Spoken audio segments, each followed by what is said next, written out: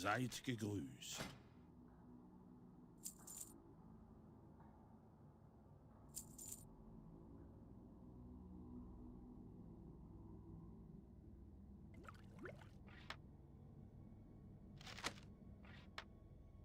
Habt günstige Winde.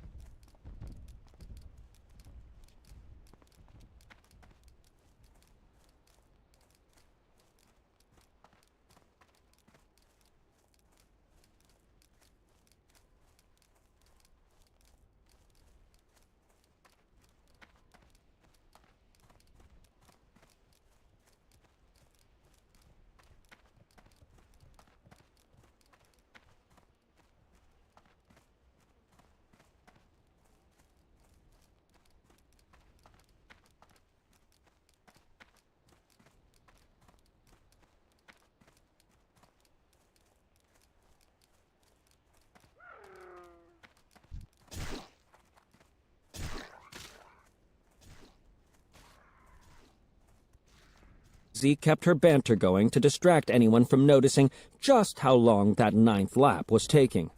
Hotfix untied the rope and put on Aram's helmet, which was way too big for the little goblin's head, but not quite wide enough for his long ears, which were uncomfortably pressed down against his cheeks.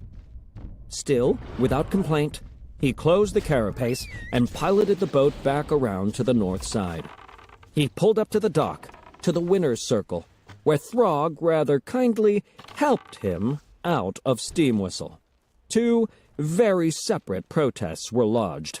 For starters, the ogre seemed rather unhappy that the pilot was a goblin and not Aramar Thorn.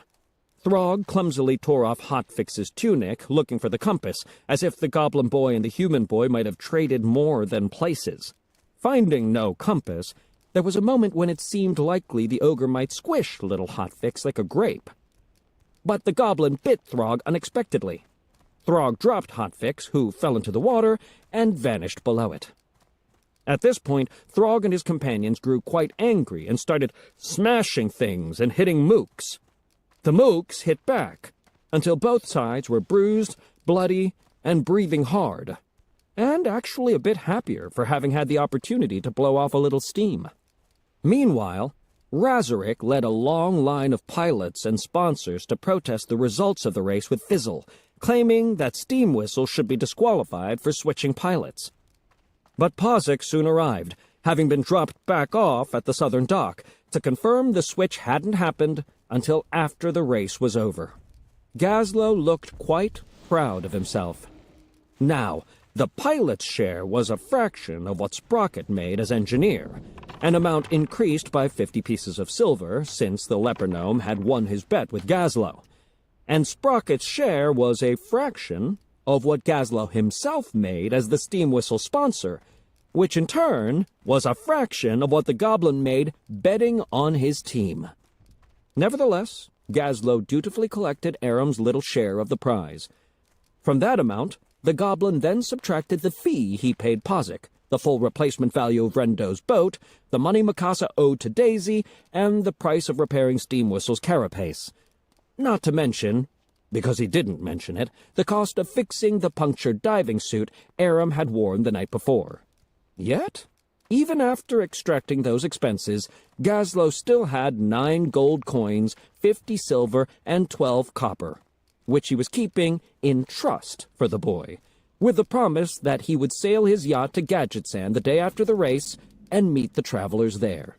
As for Aramar Thorn, Mikasa Flintwill, Hackle, Murky, and Tarandrella, they were all back on Rendo's boat, following the compass south toward Gadgetzan. It had been a warm day on the water. Aram had again spent most of it sketching. He had begun by drawing the receding speed barge horizontally across the page. When he finished, he tried to draw the brute squad from memory, but as he outlined the silhouette of the first hobgoblin, another impulse pushed his coal pencil another way. Before he even really knew what he was drawing, he had finished. It was an image from his dream, his nightmare, the silhouette of Malice blocking Aram's path to the light. He looked at it, shuddered, and put his sketchbook away. Now Aram yawned, stretched, and took out his map of Kalimdor. He stared at it, squinched his eyes shut, and stared some more. He felt like an idiot. He swallowed hard, cleared his throat, and said, "We need to turn to the east." "What? Why?" Mikasa said. "You said Gadgetzan's directly south." "It is, but it's not on the coast." "It is. It's a port city." "It's on the coast of the sea, not on the coast of this lake. We need to sail east to get through the break in the seawall. Then we head south and southwest along the outer coastline to Gadgetzan. Otherwise, we'd have to cover the last leg across a mountain pass." Mikasa's eyes burned through him. "And risk leaving a trail for the ogres to follow." "Show me." He had to climb over Murky, Drella, and the rowing Hackle to get to her. He showed her the map. "We've already overshot the seawall gap. You could have mentioned this before," she said bitterly. I should have noticed it before," he said, embarrassed. "Ships to east," Hackle said. "Heading this way." He pointed. They looked up. There were 3 ships on parallel courses, heading more or less in their direction.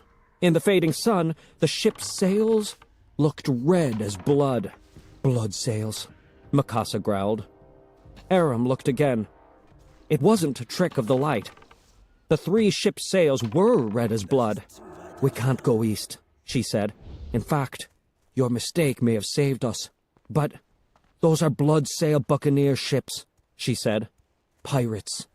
Aram had heard of the blood sail buccaneers.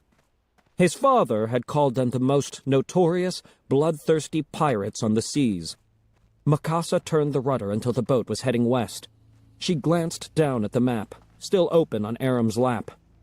She said, "The blood sails appear to be headed southwesterly, probably looking to land here, at the mountain pass that leads straight to Gadgetzan. So we'll make landfall in Taneris. Here."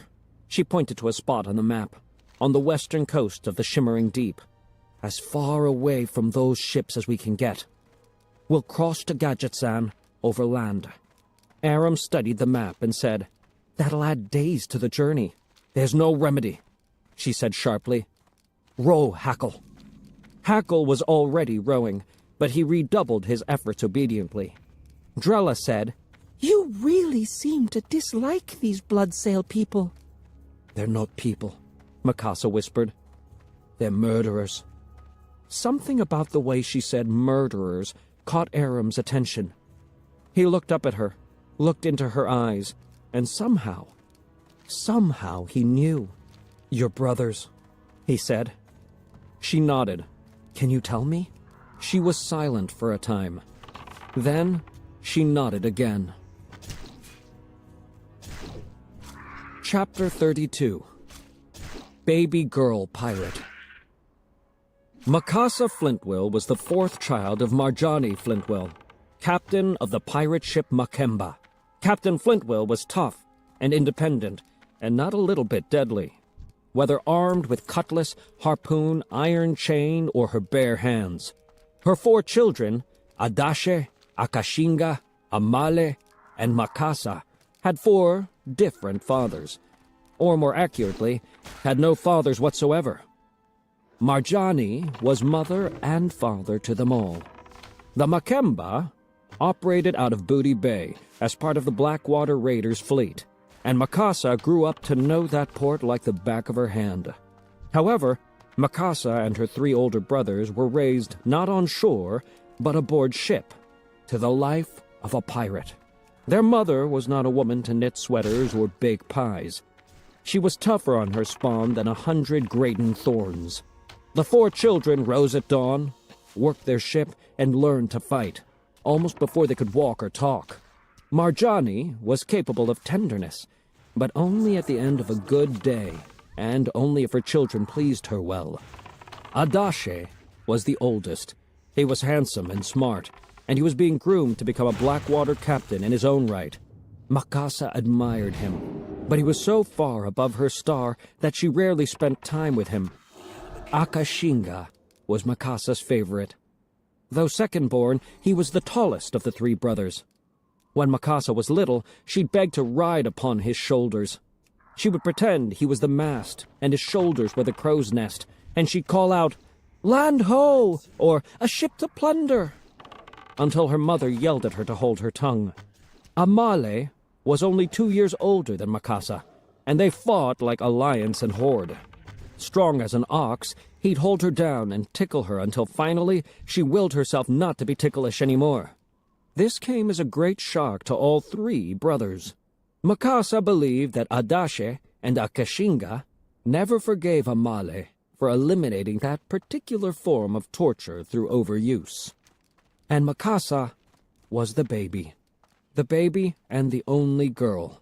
Marjani Flintwill was particularly tough on her daughter, but every member of Makemba's crew knew this was only because the captain saw herself in her youngest.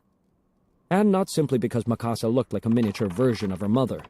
No, there was a steel to the child that matched Marjani's. If anything, little Mikasa was even tougher and less forgiving than Captain Flintwill. Marjani thought that someday Mikasa might rule the Blackwater Raiders, and with them, every sea and port in Azeroth. The Blackwater Raiders were pirates, thieves, and warriors, but they were not murderers. If a ship surrendered, they'd raid its stores, taking absolutely anything of value, but they'd leave its crew and passengers unharmed, and their vessel as undamaged as possible. Some called this a matter of honor. Marjani Flintwill believed it a matter of practicality. If you burn a ship and kill its crew, that's 1 less ship and 1 less crew to steal from the next time. Besides, a crew tends not to surrender if it knows the only reward for such cowardice is death. The Bloodsail Buccaneers took the opposite approach. No one survived a Bloodsail attack. So they were without a doubt more feared. But they were also without a doubt less wealthy. This engendered some frustration and envy toward the Blackwater on the part of the Bloodsails. Thus, there was no love lost between buccaneers and raiders. By the time Mikasa turned 15, she was already 5'9". She had been taught to fight by her mother and brothers and the rest of Makemba's crew. She could, and did, hold her own on raids of many a merchant vessel. She had taken lives, but only when necessary, by the lights of the Blackwater Code. She took no joy in killing, but she wasn't shy about it either. It was said, "She doesn't have Adashe's smarts, or Akashinga's size, or Amale's strength, but she's swifter, and thus deadlier than all three of them put together." Adashe Flintwill had finally earned his captaincy. Blackwater Fleet Master Seahorn himself presented Adashe with the Sea King. Many volunteered to join his crew, and the Tauren Seahorn assigned the new Captain Flintwill his first mate, a Worgen from Gilneas, a former brash-tide pirate known as Silent Joe Barker. Adashe accepted Barker, of course, but his priority was to choose three he knew would be both competent and unquestioningly loyal. Akashinga as second mate, Amale as third mate, and Makasa Flintwill as ship's lookout. If it bothered Marjani to lose all four of her children from her own crew, she gave no indication. In fact, she simply shrugged and said, "I can always make more." Still, upon their departure, she kissed each on the forehead, wishing them calm seas and rich pickings. It was the last time she'd see any of them again. Only a few weeks into its first voyage, the Sea King had just completed the successful plunder of the merchant ship Winter's Knot, with no casualties on either side. And once the Knot had been sent on its way, the crew of the King was partaking of the 3 barrels of Lordaeron wine they'd taken aboard. Makasa Flintwill knew she should be back in the crow's nest, but second mate Akashinga Flintwill urged her to enjoy herself. She looked to her captain, who winked at her, and even third mate Amale Flintwill said, "Stay." First mate Silent Joe said nothing. So Makasa lingered. Fatally, 2 blood-sail ships, the Orca and the Killmonger, were upon them with little warning. They boarded from both sides, and within minutes had the semi-drunken crew of the Sea King dead or in chains. The captain, his 3 mates, and his lookout were among the latter group. By this time, the Orca had sailed off with its share, and Captain Flintwill was on his knees before Killmonger's captain, Iron Patch. The huge orc had a long, scraggly black beard, pointed ears, long lower tusks, and, of course, an iron eye patch over his right eye. He also carried the biggest sword Makasa had ever seen. He held the tip of his blade beneath Adashe's chin, used it to lift that chin up. Adashe matched his glare, but spoke no words of defiance. There wasn't time. Iron Patch had Adashe Flintwill's head off before Makasa's eldest brother could speak. Makasa bit her lip until it bled, but Akashinga and Amale, despite their chains, rose up and rushed the orc.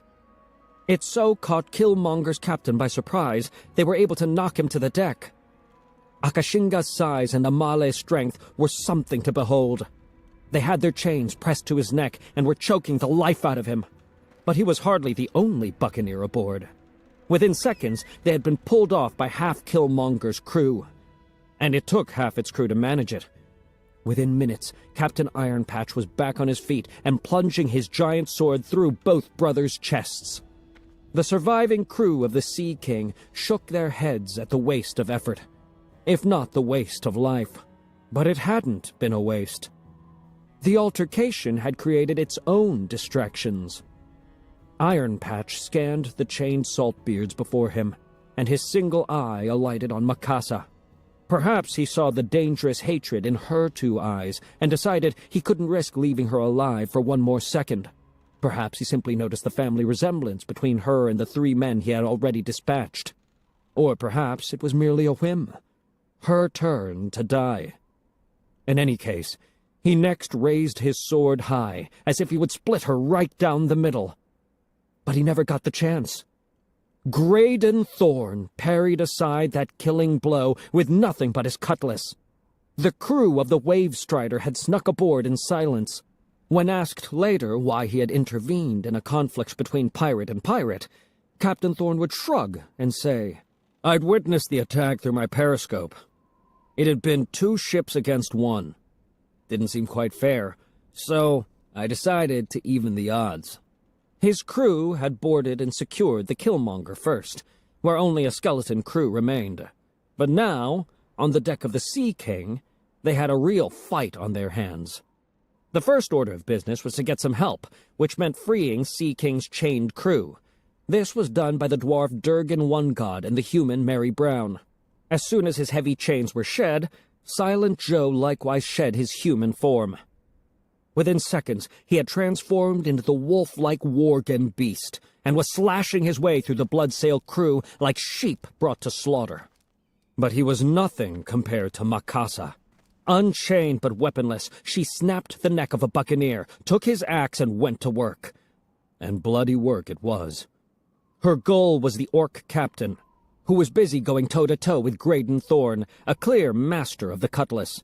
She couldn't get to them through the mass of combatants, but she did manage to get her hands on her eldest brother's iron harpoon. She took aim and threw. The harpoon pierced Iron Patch in the chest.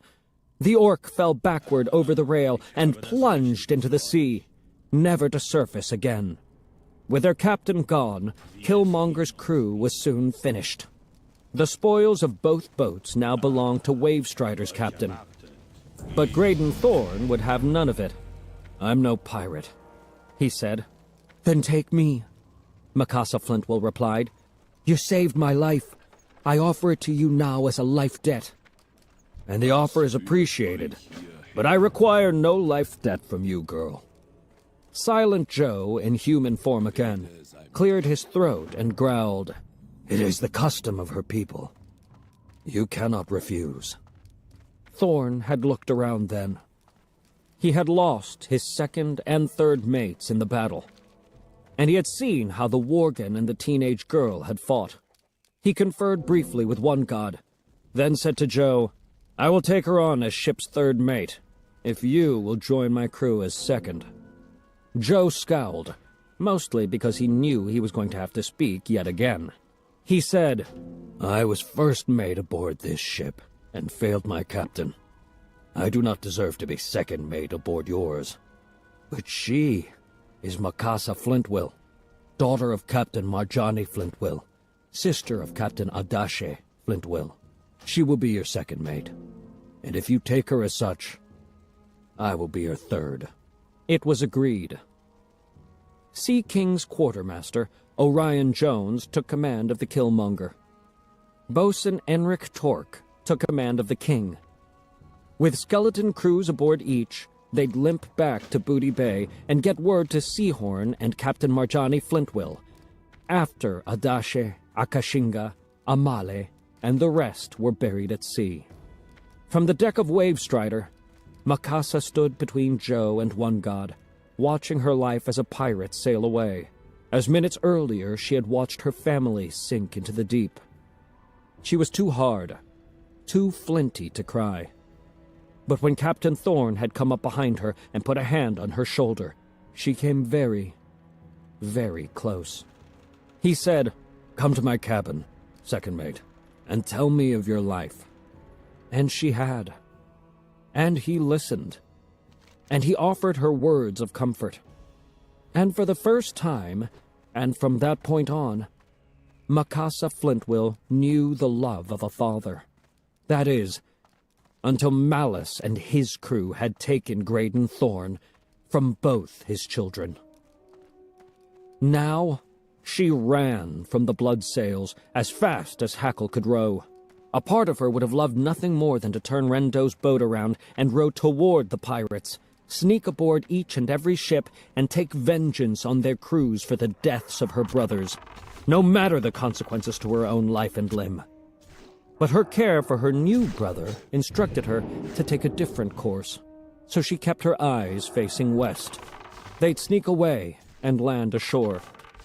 It would be a longer trek to Gadgetzan, but a safer one. Aram was quiet. Hackle was quiet. Even Murky and Drella were quiet. Makasa had held Aram's eyes throughout her tale. Now she looked away. But careful to block the other's view with his body, Aramar Thorne took his sister's hand and gave it a little squeeze. She squeezed his back, offered him up a sad smile, and exhaled, as if for the first time in years. Chapter 33. Dry Crossing. They came ashore on the far western edge of the shimmering deep.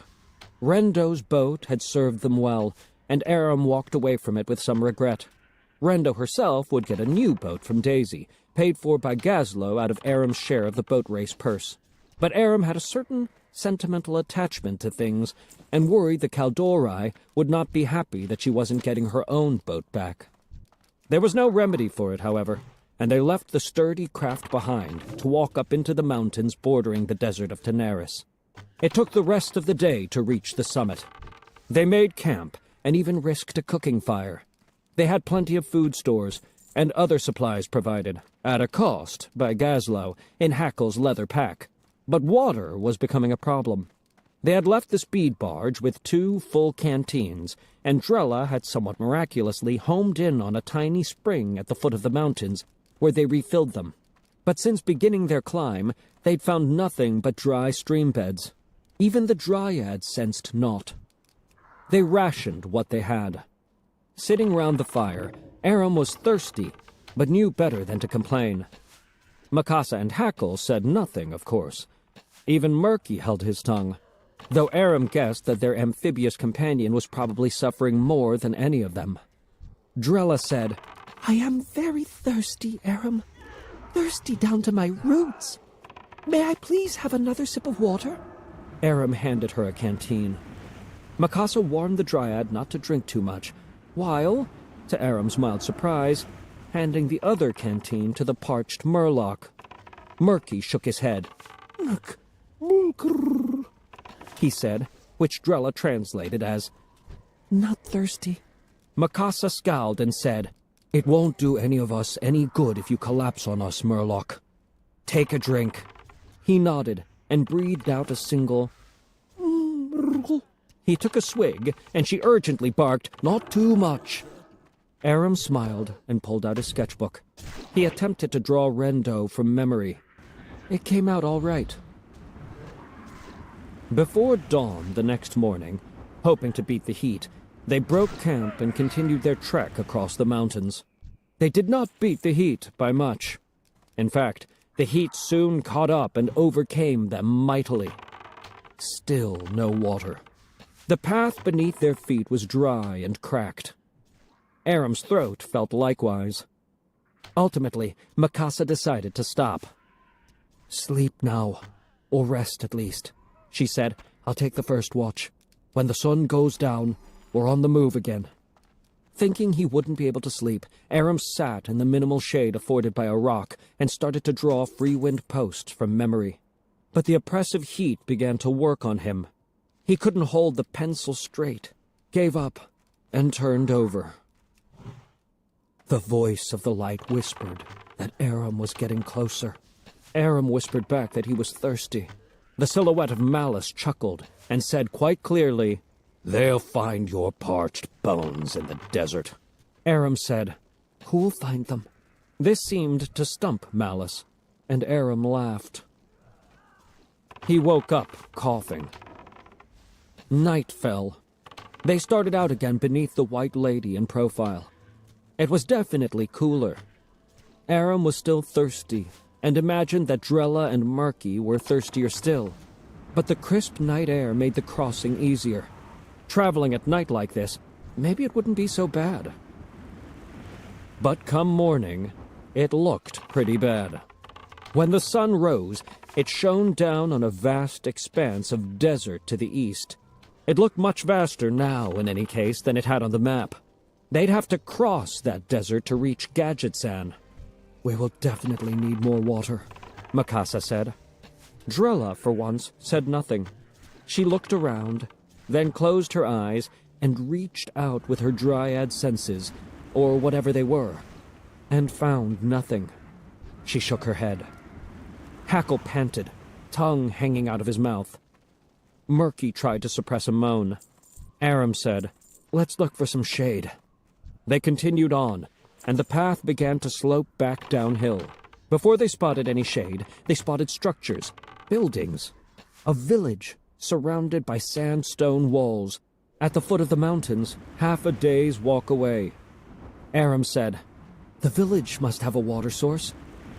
"Yes," Mikasa said hesitatingly, "but whose village is it? And will they be friends or foes?" Her dark tone made it fairly clear which she thought likely. Aram racked his brain, trying to remember whether the answer existed among the many lessons his father had tried to teach him aboard Wave Strider. Perhaps it was the heat, already soaring under the morning sun, but he was drawing a blank. Drella stated the obvious. "We cannot cross this desert without water." Mikasa nodded, saying, "But we approach with caution." They didn't wait for nightfall, but continued their descent. By late afternoon, they were at the base of the mountain. They hid behind some rocks and stared toward the village. Aram pulled out his map. He thought the village might be Zul'Farrak, though the map made Zul'Farrak look like a huge city, and this wasn't that. At least, not anymore. No inhabitants came into view, and he wondered if the place was as deserted as the rest of the landscape. Zul'Farrak, he now remembered from Graydon's lessons, was home to the Sand Fury trolls. Aram recalled with clarity the Sand Fury troll with the orange-gold skin who was among Malice's crew. She'd killed Tom Frakes and Thalas Greyoak both. He whispered, "Maybe we should go around it." "We're not going anywhere," Mikasa whispered back, "until nightfall." At sundown, Aram finally spotted some movement. He looked to his left and saw 3 giant turtles, desert tortoises most likely, crossing the sand. He watched them saunter past the village. He smiled. When he and Mikasa were lost at sea aboard Wave Strider's dinghy, giant sea turtles had helped guide them to shore.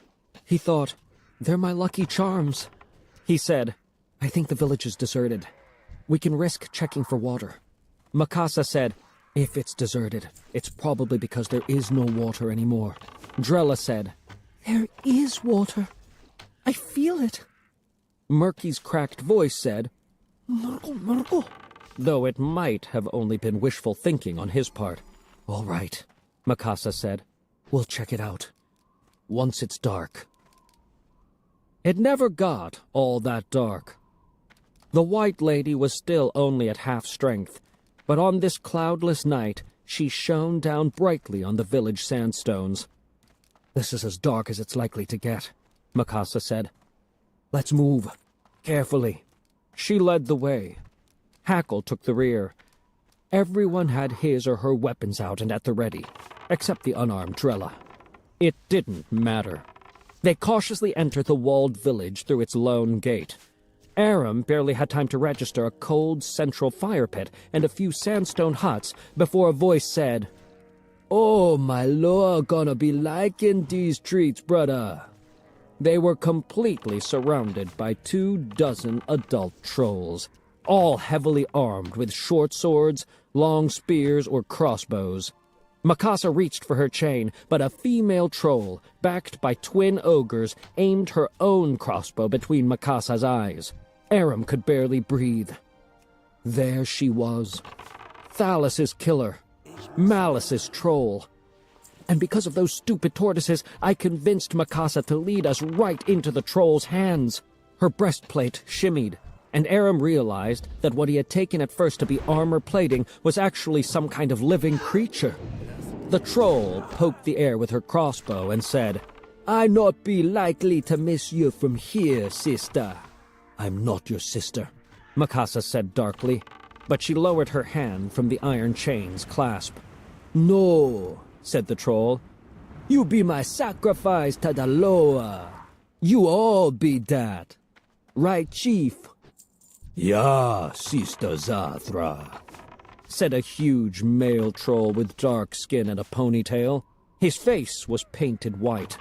He turned to the travelers and said, "I be Yukor's Sandscalp. Chief Yukor's Sandscalp. And you be prey for Uraka no Kimball, morsels for Elortha no Shadra, and subjects to Uite no Muizala." You belong to the Loa now. That true, said Zathra. But first... Keeping her crossbow aimed at Mikasa, she approached Aram and, without looking, reached her dry hand under his shirt, pulled out the compass, and yanked its chain from his neck. She held it up. The White Lady's light glinted off its brass case. It be over, brother. Over and done. Chapter 34 Whispering Sands. In a procession of torches, they marched them sacrifices west cross the sands from the old village to the older, sacred city. Zathra thought, been too long since this one seen Zul'Farrak. Her ancestors were buried here. Grandmother after grandmother after grandmother. And her own mother, too. That was when she left. That was the last time she was here. When her mother died, Zathra had left to make her way. Now she returning in triumph. With them ogre brothers flanking her, Zathra passed through the first gates and under the holy arch. Zathra had the compass in her grip, right in her hand, with the chain wrapped twice round her wrist. She knew she and them ogres should be taking the thing to Gadget-san, and taking it now. Malice was waiting on it and waiting hard. She knew that. But Chief Yokor's sand scalp was doing his thing tonight. Zathra done served up these sacrifices on a platter for the chief. There gonna be gratitude for that for sure. Whispers among the other trolls told her as much. Hadn't been a sacrifice in 4 times 4 moons. But tonight, a few drops of blood at midnight when the White Lady was right above them all, and the Loa, her Loa, would almost certainly appear. She longed to see him too. Uraka no Kimball, god of tigers, lord of beasts, king of cats, praise doom. Elortha no Shadra, god of spiders, mother of venom, death's love. And most of all, Uite no Muizola, father asleep, son of time, night's friend, god of death. Was it hunger, too, that kept her there? Fine, maybe. The Loa gonna take the sacrifice's blood for sure. The blood and some meat. But them Loa fill up easy. Them Loa generous to her people. With 5 sacrifices, there'd be leftovers aplenty. And after the Loa and Yukors, she'd be getting the first share. Prime cuts for sure. So as they walked them through the second arch and the third and the fourth, she found herself running her reasoning through her mind once again. Where be the harm, Zathra? One more night. Old Malice'll never know. He'd be glad to get the compass at all. Be giving me a bonus of gold for it. One more night. 12 more hours, that's all. Stay. So she stayed. She left Rokul and Rojak outside the last arch. No ogres. None that were not sacrifices anyway, allowed at the sacred ceremony. Then they all, trolls and sacrifices, climbed the long sandstone stairs at the pyramid of the sacred city. The pyramid of Zul'Farrak. When she was but a little sister, too little to be allowed at the ceremonies, she thought the pyramid must stretch all the way to the clouds. Even now she could feel the strength of the sand fury trolls that built the thing in every step she took. It felt good walking up them sandstone stairs. It'd been too long. Sand scalps retainers piled the weapons of the sacrifices together in front of the sacred fire.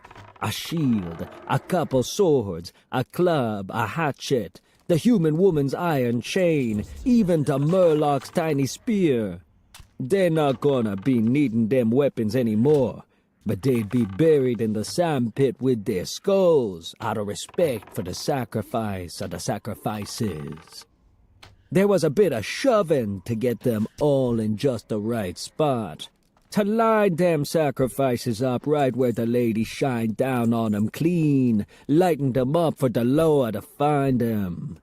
After that, the Loa not gonna be needing no life for what followed. Now all that remained was the waiting. Zathra's mouth was watering. She could almost taste the blood. They waited. Aram couldn't believe it was ending this way. Blood sacrifices to the gods of the trolls, after all they'd been through. There were blood stains on the stones, some dark, some faded. Scratch marks, too. Scratches of desperation, of humans and others dragged away against their will, and great claw marks in the solid stone made by whatever had done the dragging. Sand had been scattered across those stones to soak up that blood, to fill in those scratches. Aram's mouth was dry as sand. He was afraid. When the ogres had taken him to Dire Maul, he had not been this afraid because Mikasa had remained free to save him. He kept looking over at Mikasa now, and he could see her turning the problem over and over in her mind, waiting for her moment, waiting for her chance. But logically, he knew that moment wouldn't come. That chance wouldn't appear. Her weapons were tantalizingly close. 20 paces wasn't far when compared to the distance they had already covered. And yet those 20 paces might as well have been 20 leagues. There were probably 50 armed trolls atop that pyramid with them, and easily 100 more on the stone steps. Probably twice that many at the pyramid's base. Zul Farrak, for now they must certainly be in Zul Farrak, had emptied through that final arch to witness their end. The trolls had lined them up. Mikasa was on one end, Hackle next to her, Drella in the middle, then Murky, and Aram at the other end. He had brought them all here to their deaths. He had failed Hackle and Murky, who had followed him out of loyalty. He had failed Tarandrella, and had thus failed Thalys. He had lost the compass and failed his father as well. And Mikasa? He had urged her into the village. Stupid turtles. Stupid Aram. He had failed them all. He looked at his companions. Hackle's shoulders were straight, his head lowered slightly, the knoll ready to pounce, to attack, or maybe just ready to die with honor. Drella, no surprise, seemed more curious than frightened. Aram was unclear if either she or Murky truly understood what they now faced.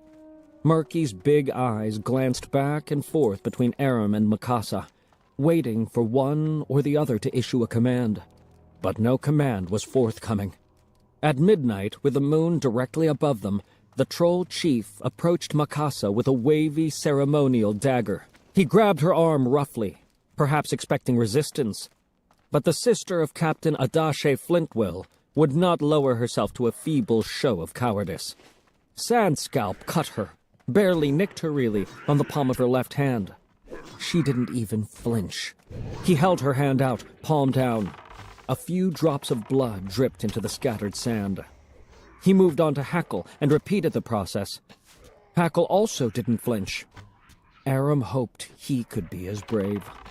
Chief Sandscalp moved on to Drella, who smiled at him.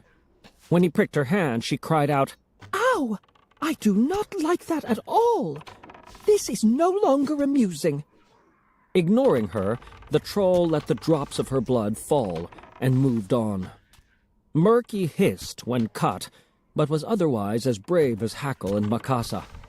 When it was Aram's turn, he felt the sting of the blade, but it wasn't bad.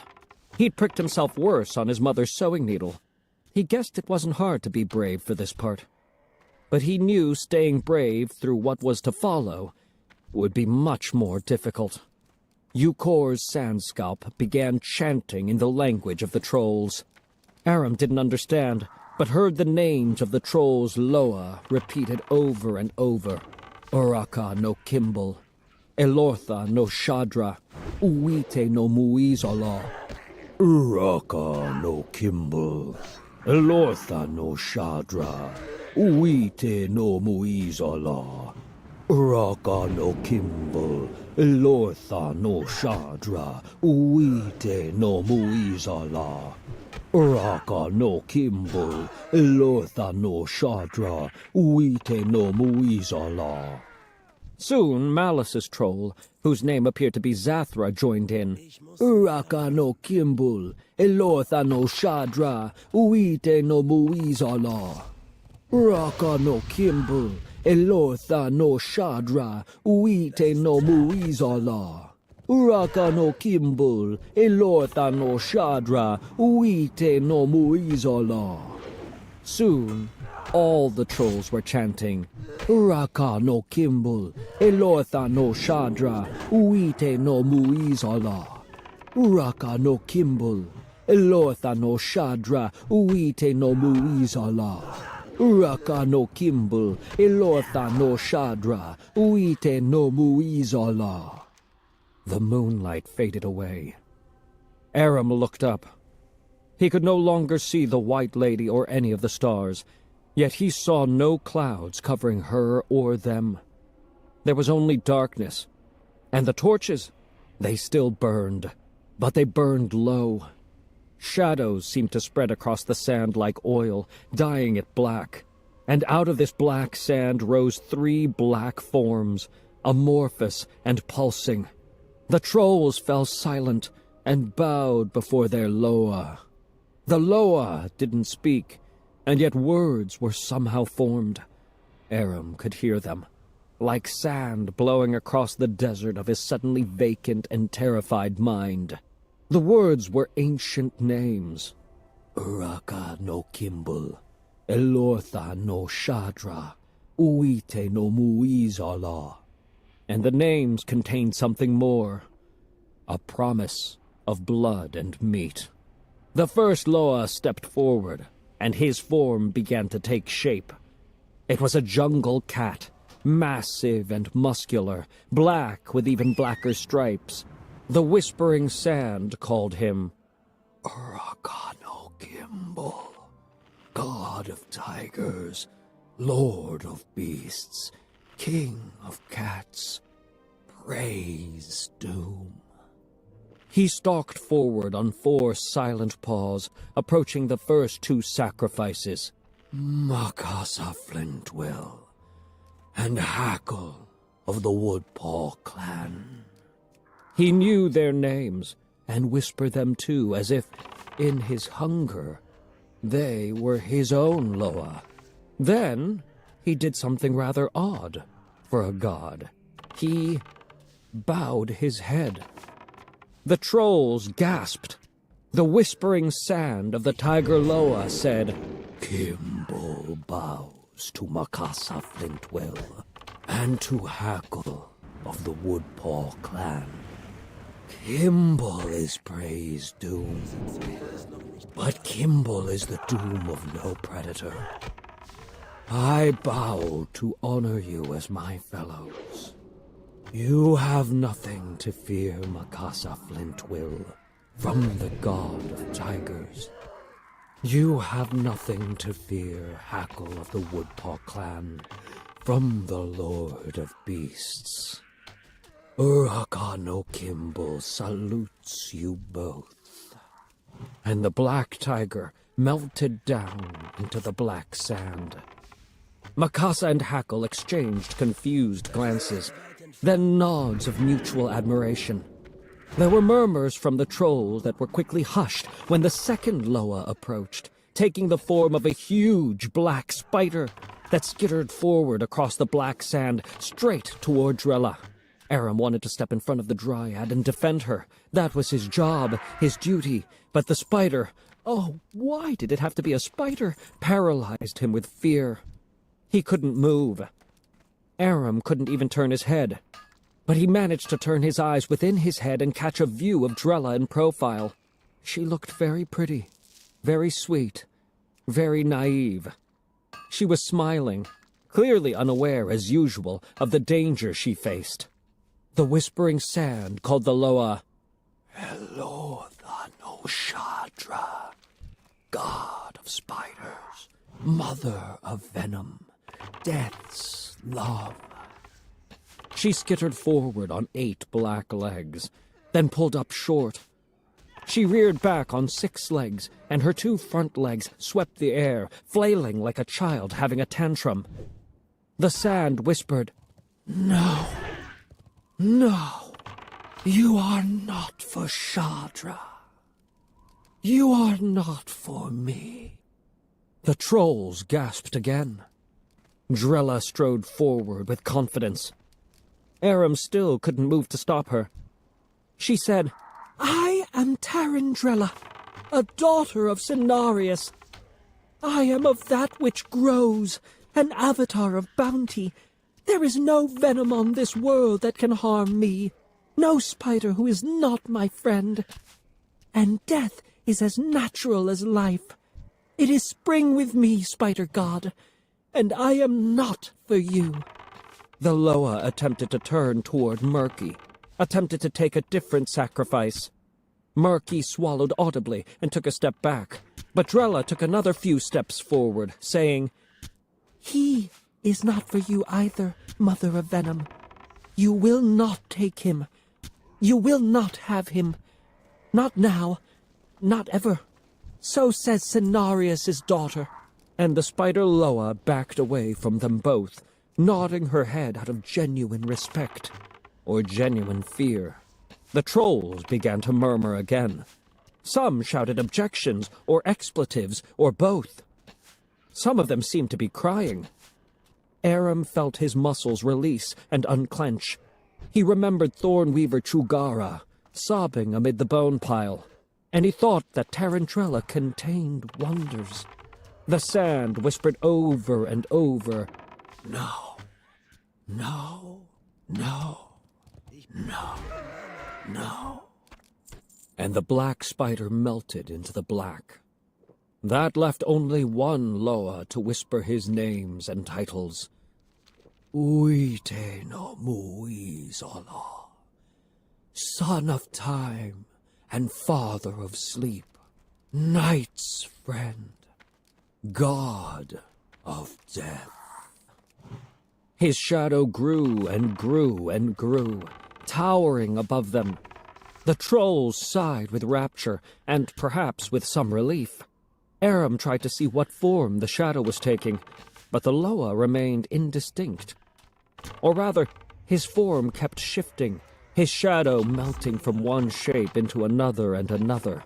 He was a 12-foot troll. He was a giant lizard. For a second, he was Captain Malice. Then a creature of burning black flame. Aram scrunched his eyes closed, and by the time he had reopened them, the Loa, now a floating whale shark, was approaching a brave Murky, who stood his ground. The sand whispered, A snack, a snack. This is but a little snack. Yet Muizola will feed tonight. Aram had not been able to help Drella, but he'd be blasted if he was going to let this thing eat Murky. Maybe it was the form the Loa had taken. Murky had saved Aram from a whale shark's maw. It was a favor he was determined to return. With more effort than it had taken to move the slab of stone upon the crystal shard in the shimmering deep, Aram moved his feet. 1 step, 2 steps, 3, until he stood between death and the Murloc. Muizola stopped. He shifted into a new form, a red-rimmed specter in black, towering over all he surveyed. Aram girded himself for whatever was to come. Out of the corner of his eye he saw Mikasa, Hackle, and even Drella ready to come to his aid. He felt Murky's hand on his shoulder, gently urging him aside, but Aram was a stone that would not budge. It might not have been bravery, he knew. It quite easily might have been nothing more than paralyzing fear that kept him rooted to the spot. Still, whatever the cause, Aramar Thorn did not stir. Uite no Muizola swayed back and forth hypnotically before Aram. Trolls and sacrifices held their breath. Finally, the sand whispered, "Not yet, son of Thorn. Not yet. This is not the day. That day comes. It comes. But Muizallah will not engage you here or now. Our battle is yet to come. Yet to come. But it will come, child. It will come. And if you lose that battle, Muizallah feasts on all of Azeroth. All of Azeroth. All of Azeroth. All of Azeroth." And Muizallah sank from view and was gone. Aram was so stunned, he didn't even see the final Loa melt back into the sand, or notice the torches brighten and the moon shine down. The whispered words, "It will come. It will come," echoed in his mind. He wasn't the only one stunned by what he'd witnessed. When Muizallah had stopped before Aram, the trolls hadn't even gasped. They were shocked into silence. They were rocked by these unprecedented events. Sandscalp just stood there. Zathra just stood there. They all just stood there like statues, like trees maybe, staring at these sacrifices that would not be sacrificed. Drella smiled at Aram, and he found himself smiling back, grinning foolishly, happy. He walked right up to Zathra. She looked down at him in something like horror. He took the compass from her hand, unwinding the chain from around her wrist. She made no move whatsoever to stop him. No one did. He turned to face his companions. Now all four were smiling foolishly. Even Mikasa. Mikasa, Hackle, and Murky had gathered up their weapons and supplies. Murky handed Aram his cutlass. Then, in full view of all the trolls, Hackle tied a harness of rope around Drella, and he and Mikasa lowered her down the back side of the pyramid. The rest of them descended after, hand over hand, down the rough stones. But given the way they felt, they might as well have floated down. They made their way into the hills, and like the Loa, vanished into the night. Chapter 35. Respite. Rorqual gaped. A flummoxed Rorjack said, "Rorjack no understand. Zathra have boy, have compass. How Zathra lose both?" Zathra herself was none too sure about that. The Loa, the boy, death saying the battle be yet to come. She tried to focus and looked up. Them two ogres were staring down at her confused, and their confusion seemed to snap her out of her own. She barked out, "We never found the boy. We never found the compass." The twins both said, "Huh?" She raised her crossbow, aimed it at one ogre, then the other. "Listen, brothers," she said. "You tell your new Gordok that we had the compass and lost it, then that mon be killing all three of us, see?" This they seemed to grasp. Rorqual nodded. Rorjack said, "Old Gordok the same way." "And maybe," she offered, "if we be leaving now, we catch up to Boy and Compass and the rest in the desert. I be a sand fury troll. You be big Gorduni ogres with long strides. We can outpace that lot, yeah?" They both said, "Yeah." And with Skitter fretful on her chest, they set off after the fugitives. But over and over in her mind, Zathra heard the sand whispering, "All of Azeroth. All of Azeroth." The Sand Fury Troll and the twin Gorduni ogres set out with such deliberate speed that a night later they passed the 5 travelers without ever laying eyes upon them. Zathra, master tracker though she was so distracted, if not distraught, by what she had witnessed in Zul'Farrak, she never noticed clear signs indicating her quarry had taken a slight detour to the south. There had been fresh water in Zul'Farrak, a stone fountain built over a deep spring. Mikasa and Aram had filled their canteens and even found a jug, which they filled and stole away in recompense for the blood they'd lost atop the pyramid. They set out across the desert, trudging all through the night. They rested all the next day and began walking again at sundown. On this second night, with water running low again, Drella sensed fresh water to the south. It would lengthen their journey, but with little choice, they bent their path as she suggested. Frankly, it could hardly have turned out better. Before dawn, they had reached the eastern tower of Sansoro Watch, a poor structure of wood and canvas, which, as it turns out, was pretty much the only safe haven in Tanaris west of Gadgetzan. Here, they met the tower's master, a tall, muscular high elf with a jagged scar across his face.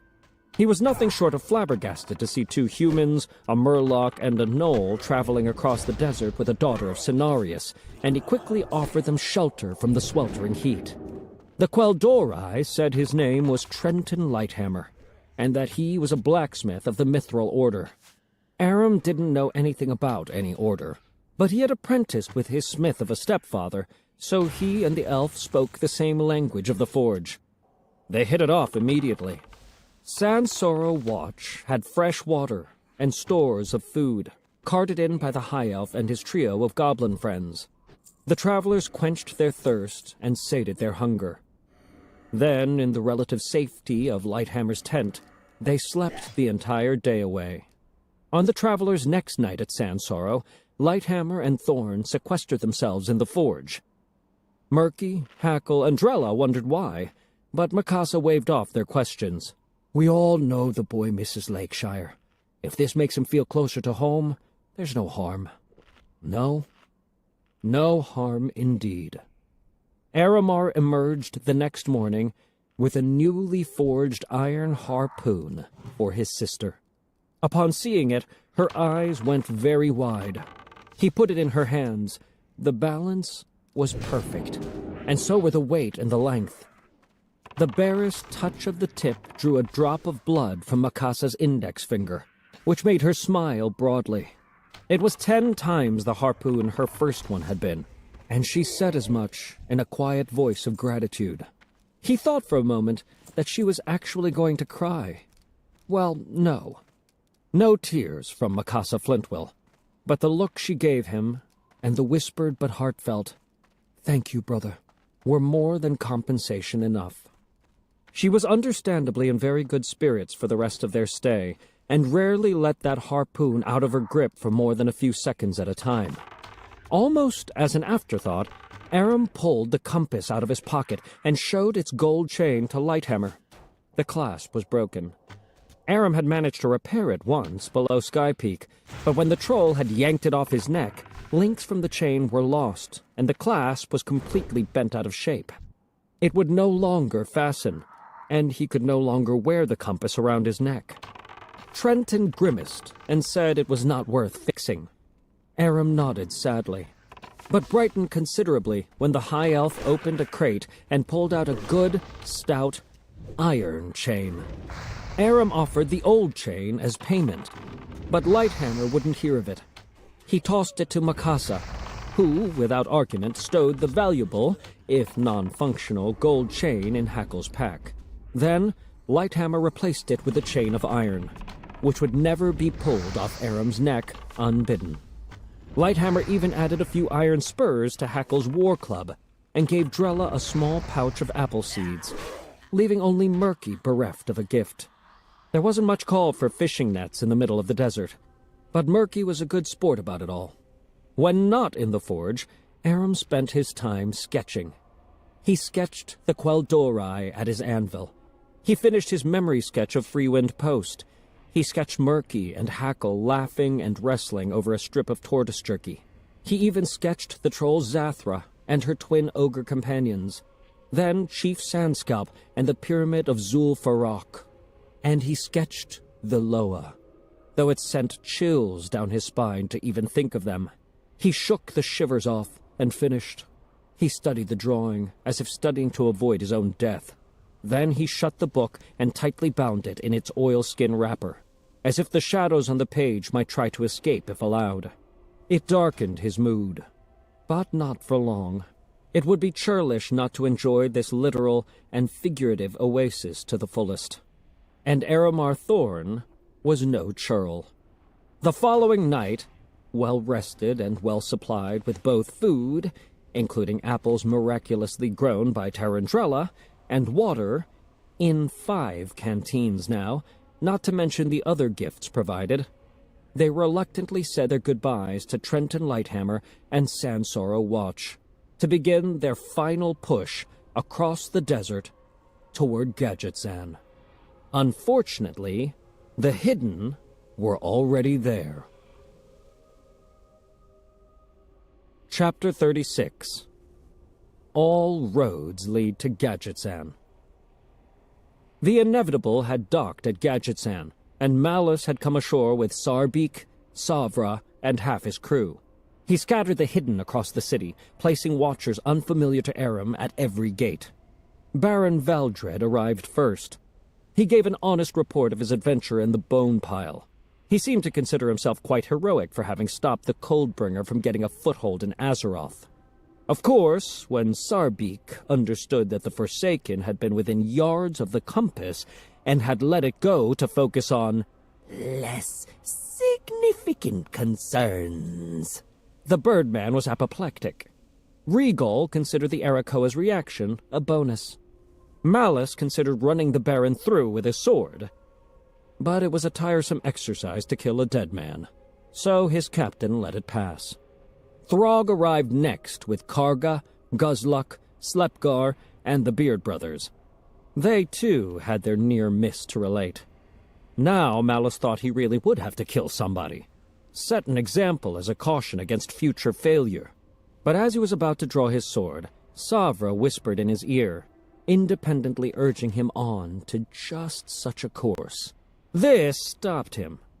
He could not be seen, even if it was just by the Birdwoman, as subservient to another's wishes.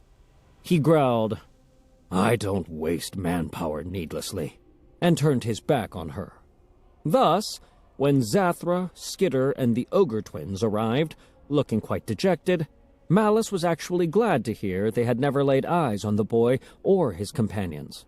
It kept the issue of punishment for failure at bay. Marin Noggenfogger, Baron of Gadgetzan and a leader of the Steamweedle cartel, was soon informed of the cascading arrival of a virtual army of humans, ogres, and more, all being led by the captain of the Inevitable. To say it didn't sit well with the Goblin Master was a bit of an understatement. This Captain Malus was summoned to Noggenfogger's office, and this Captain Malus didn't come. So, putting in his monocle and putting on his top hat, Noggenfogger sought out Malus himself, backed by 30 hobgoblins. He found the captain at the wharf in front of his ship. The man looked slightly familiar to the goblin, but he couldn't quite place him. "Are you Captain Malus?" "I am," Malus said with a touch of hesitancy. Noggenfogger thought perhaps that Malus had recognized him too. Marin wondered if he had met this man before, maybe long before, but under another name. Still, the Baron couldn't be bothered with such trivial matters now. He was a goblin on a mission. He said, "And these ogres belong to you?" Malice looked back over his shoulder at Throg and the others and said, "I am their king." "Their king?" "Yes." Noggenfogger had never heard of a human who was king over ogres. It sounded apocryphal, but the ogres themselves had let it pass, so the goblin did too. He squinted his good eye at Malice and said, "I am Marin Noggenfogger, Baron of Gadgetzan." Malice's troll said, "Another Baron! Mon, they must be giving that title away." "I certainly was given mine," whispered a hooded man who stunk of jasmine water. Malice smiled at this exchange and smugly asked, "Can I be of some service to you, Baron?" "You can be of service by causing me no trouble." "Trouble?" "I don't care how many men or ogres you have, Captain. I'm putting you on notice. There's to be no trouble in my city. Is that clear?" The human did not respond. He simply stared down at Marin with the most disconcerting sneer. "Captain," Noggenfogger began. "There will be no trouble, Baron," Malice stated, before turning his back on the goblin and walking up the gangway to his ship. "No trouble. No trouble at all." And why should there be? Thought Malice. When Aram and his friends arrive, they will be scooped up instantly. The compass will be mine, and it will be no trouble at all. Fortunately, Noggenfogger wasn't the only goblin on the scene. Blast! Gaining a title had turned Marin into one pompous little baron. Gazlo, who had arrived in town days before, was leaning against a mooring post not 10 yards away. His face was shadowed by a trade ship behind him, a precaution he took in case the ogres recognized him and connected him with the kid. But the creatures never looked his way, not even the female, who seemed brighter than the rest. Gazlo didn't much care for this Malice, his ogres, his troll, his Arakoa, his Forsaken, his humans, or his elven destroyer. That is to say, they were all plenty intimidating, and he didn't much care for what their presence boded for his young friends. Course, if these rapscallions did get the boy, Gazlo could always keep Aram's share of the prize money. But that's chicken feed, all things considered. And the goblin liked the boy well enough to expend a little effort to see him safe, assuming the kid finally arrived, or in any case, arrived before Gazlo and Sprocket had to board the Cloud Kicker for their next mega competition in 3 days' time. Anyway, what's the cost of expending a little effort to save a friend? Especially a friend who was a damn good pilot and might win him more coin one of these days. Gazlo checked out every gate in the city, and, by spending 2 coppers or less at each, money easily expensed from Aram's winnings, quickly managed to identify Malice's hidden lookouts watching each one. Okay, so getting the boy into the city might present a small problem, and keeping him safe once he was here might present another. But Gazlo didn't mind having a couple problems to solve. He was good at solving problems. Talented at it, really. Besides, it gave him an excuse to pay a visit to her. To Sprinkle. To the lovely Sprinkle. To the lovely Sprinkle, one of his many former flames. To the lovely Sprinkle, one of his many former flames who was now married. To the lovely Sprinkle, Noggenfogger, one of his many former flames who was now married to a pompous goblin baron. Gazlo laughed just thinking about it. Malice's crewmen might have been waiting at every possible entrance to the city, but that was his mistake, because Gazlo's crew were waiting outside every entrance to the city, far enough outside that it was child's play to spot 2 humans traveling with a gnoll, a murloc, and a dryad long before they were at risk. It was Sprocket himself who spied them through his telescopic lens a good mile from Gadgetzan's western gate. He intercepted them and, per Gazlo, warned them of the danger they faced. If Sprocket's warning sounded almost begrudging, even to his own ears, he wasn't quite sure why. All right, fine. He had wanted to pilot the steam whistle, but he could hardly argue with the end result, or with the science that told him in clear terms that Thorn was the right choice on the basis of the weight issue alone, or with the fact that Thorn had respected the engineering of the boat, had been a willing student and a successful pilot, or especially with the money Sprocket had won in the endeavor. So what was it about this Thorn that rubbed Sprocket the wrong way? He didn't know, and it didn't matter. He left them in hiding and returned to Gazlowe. On a lark, the Baroness Noggenfogger decided to go on a picnic. She invited her very important husband to accompany her, but was hardly surprised when he groaned that he had too much work. That was the best part of the enterprise. She could have her way, and he would feel he owed her something for it. Ha! So the Baroness had her servants pack up her caravan with all manner of treats. Frankly, it was enough food to feast 20 hungry goblins. Nevertheless, she left nearly every servant at home, taking only the trusted Winifred and the two most mindless hobgoblins in her husband's employ. On a whim, she left by Gadget Sand's western gate.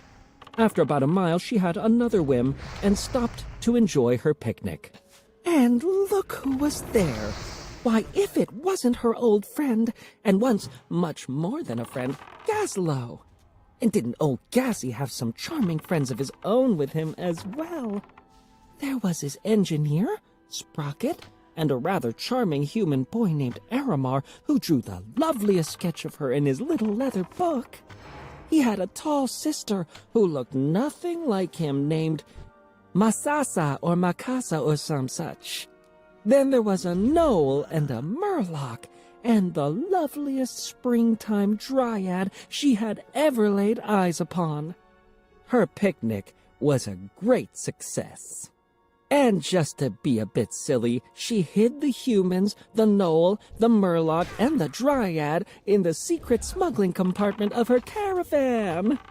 She had once had to hide a stuffed yeti in there, so she knew there was plenty of room. They were all going to Gadgetzan anyway, so why not have a little fun with the sentries at the gate? So she waved goodbye to Gazlowe and Sprocket and nodded to Winifred to turn the caravan toward home. She was the Baroness Sprinkle Noggenfogger, so the sentries simply bowed their heads as the caravan passed. There were a couple of classless humans. They appeared to be little more than brutes or pirates who actually stuck their noses inside the caravan as if they were looking for someone or something. Of course, all they found was the Baroness. She expressed a certain amount of outrage over the incident to her hobgoblins, and she thought that maybe she heard the uncouth men being soundly beaten. But really, that was none of her affair. On one final whim, she allowed Winifred to take a somewhat circuitous route home. The caravan passed through winding streets until Winifred was quite certain they had not been followed. Then it paused outside Winifred's own small two-story abode. It was here that the charming Aramar and his only slightly less charming companions chose to come out of hiding. Since they were strangers in town and needed a safe house to stay in, the Baroness suggested that perhaps Winifred might rent them a room. Before they could answer, who should arrive on the scene? Good old Gazzy himself.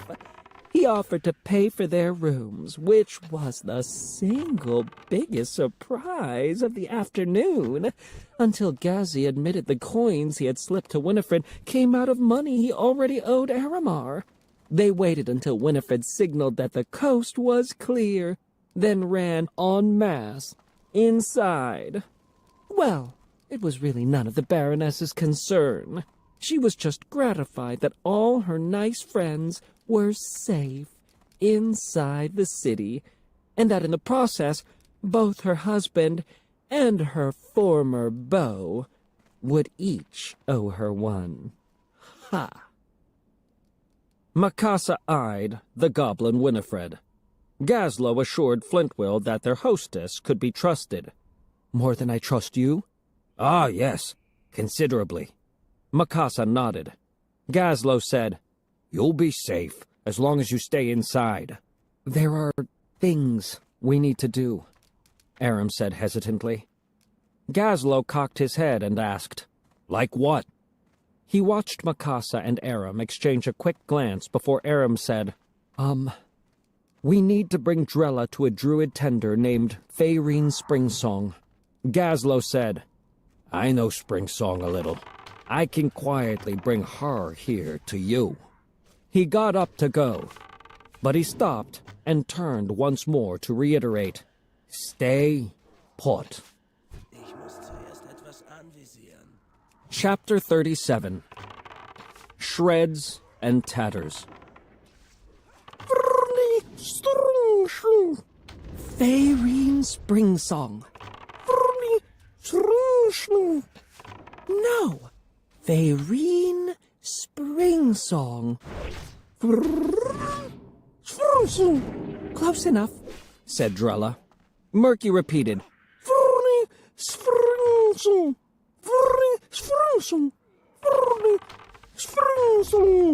a few times. Then he rubbed up against Drella and cooed sadly. Drella said, He says he will miss me.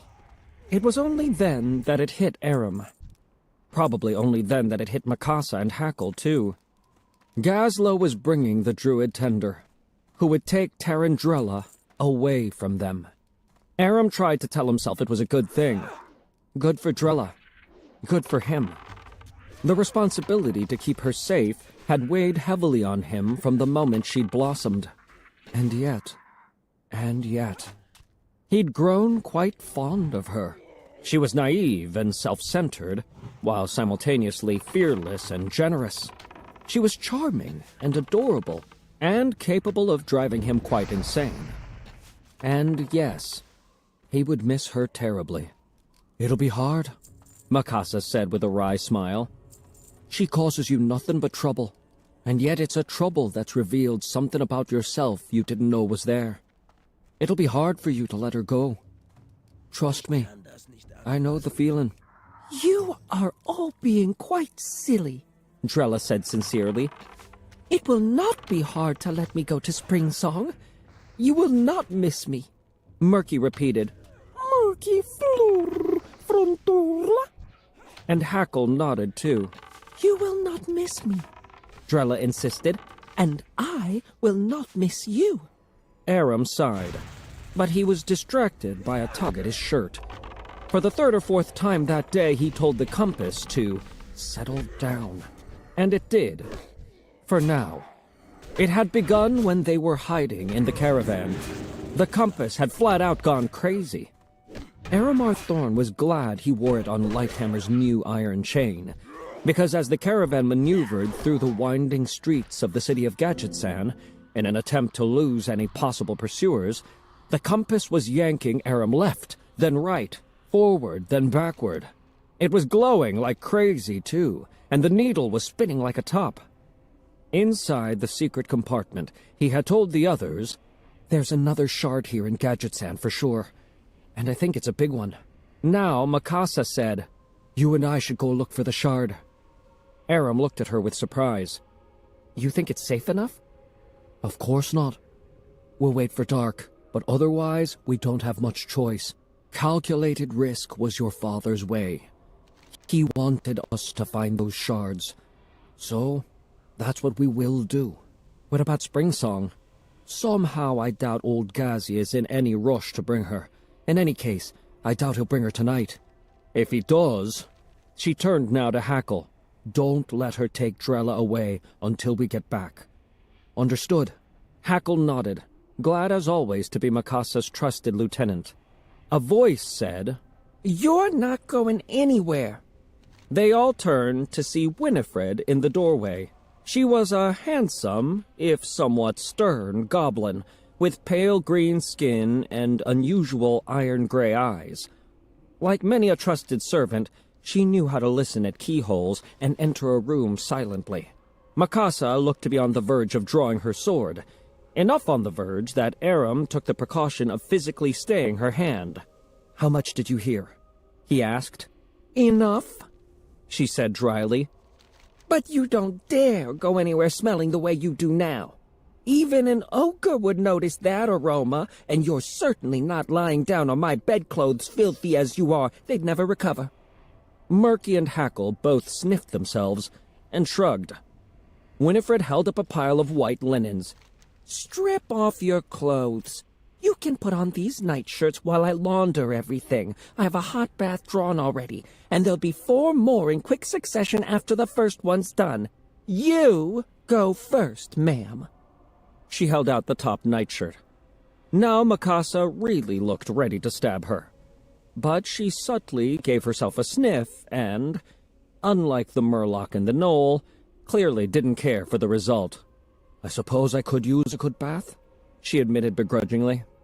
Winifred rolled her eyes, nearly setting Mikasa off again, and said, "Been saying that, haven't I?" So Mikasa followed their hostess out. She came back in half an hour, wearing the long white nightshirt and carrying all her weapons. Aram had never seen any one person look so uncomfortable and so relaxed at the same time. "I'm going to take a nap," she said gruffly. "Wake me at sundown." She lay down on the bed and was practically asleep before Winifred had ushered Aramar out for his turn. By sundown, all 5 of them were clean and relatively cheerful. There was only one problem. Their laundered clothes, hung on a line outside in the late summer heat on the roof of Winifred's house, weren't quite dry. So all 5 of them sat around, waiting in 5 identical nightshirts. Truthfully, Mikasa was the only one tall enough for the nightshirt to fit properly. What the goblin Winifred was doing with 5 nightshirts better suited to Worgen was anyone's guess. Aram felt like he was wearing a ball gown. Hackle was so embarrassed he was practically curled up in a corner, the long nightshirt tangling him up like he was wearing a cocoon. Murky and Drella seemed delighted. Murky's nightshirt didn't fit over his head, so he had wrapped it around his torso in much the way he used to wrap his nets, which seemed to give him comfort. Drella, who generally wore no clothes except the fur, leaves, and flowers that were part of her person, was thrilled to try the nightshirt on. Hers fit over her head all right, but lay bunched up on her fawn-like back to no real purpose. But she liked the feel of the fabric, and said as much multiple times. Finally, Winifred came back with their clothes. Mikasa and Drella left the room to change elsewhere, though, again, for the Dryad, changing simply meant removing the ill-fitting nightshirt. Aram waited for Winifred to follow the other females. But she was tisk-tisking over Aram's ruined shirt. "This won't do," she said. "It's all shreds and tatters. Mr. Gazlowe said he has money for you in trust." Aram chuckled. "Yes, he seems to trust himself with my winnings far more than he trusts me with them." "Good," she said. "I'll send word. Have him purchase a new shirt. He can bring it next time he visits. Is there anything else you need?" Aram thought about that. "Is there a boat to Lakeshire? I mean, a ship leaving for Stormwind Harbor? That's the closest port to Lakeshire." "Never heard of Lakeshire?" "It's a small village in the Eastern Kingdoms. It's my home." "Well, there's bound to be a boat to Stormwind. One leaves for there every week or so. You want Gazlowe to book 5 passages for you?" Aram thought of Tarantella and the coming tender, and sadly corrected Winifred. 4. Winifred raised an eyebrow and whispered, "So you're really letting her go?" "We made a vow," he said hoarsely. "It's what's best for her." "If you say so," said the goblin. "All right. That's 1 shirt and 4 tickets east. Anything else?" He looked around the room for inspiration, and his eyes alighted on his cutlass. Or rather, old Cobb's cutlass. He picked it up and handed it to her. "A cutlass," he said. "I need a new cutlass." She examined the one in her hand. "What's wrong with this one? It looks practically brand new." "I don't trust it." She didn't question that statement. In fact, it seemed to make some sense to her. Perhaps more sense to her than it even made to Aram. "All right," she said. Mr. Gaslow can probably get you a decent one in trade. He'll find a bargain. He'll enjoy finding a bargain, I guess. So that's 1 shirt, 1 cutlass, and 4 passages. Anything else? Aram racked his brain, and one last thought occurred. He leaned over and whispered 2 words in Winifred's long, pointed ear. She looked at him strangely, but then nodded and left the room. He quickly changed. His shirt really was a disaster. Washing it hadn't done the thing any favors. That is, it was cleaner than it had probably been since he left Lakeshire, but shreds and tatters was a generous assessment at this point. Nevertheless, he pulled his father's leather coat on over it and figured he could make do for the time being. Under cover of darkness, Aram and Makasa ventured out with the compass to find the next shard. It was Aram's first real view of Gadgetzan, with its strange circular buildings, sand-covered sandstone streets, and perpetually scurrying populace, composed of nearly every race known to him. The latter was a boon, as no one paid much attention to the children of Graydon Thorn as they followed their odd and eccentric course. Aram kept the device in his hand and let it lead them. It glowed and tugged, and the needle would turn this way and that, as the labyrinthine streets refused to provide a direct path to their prize.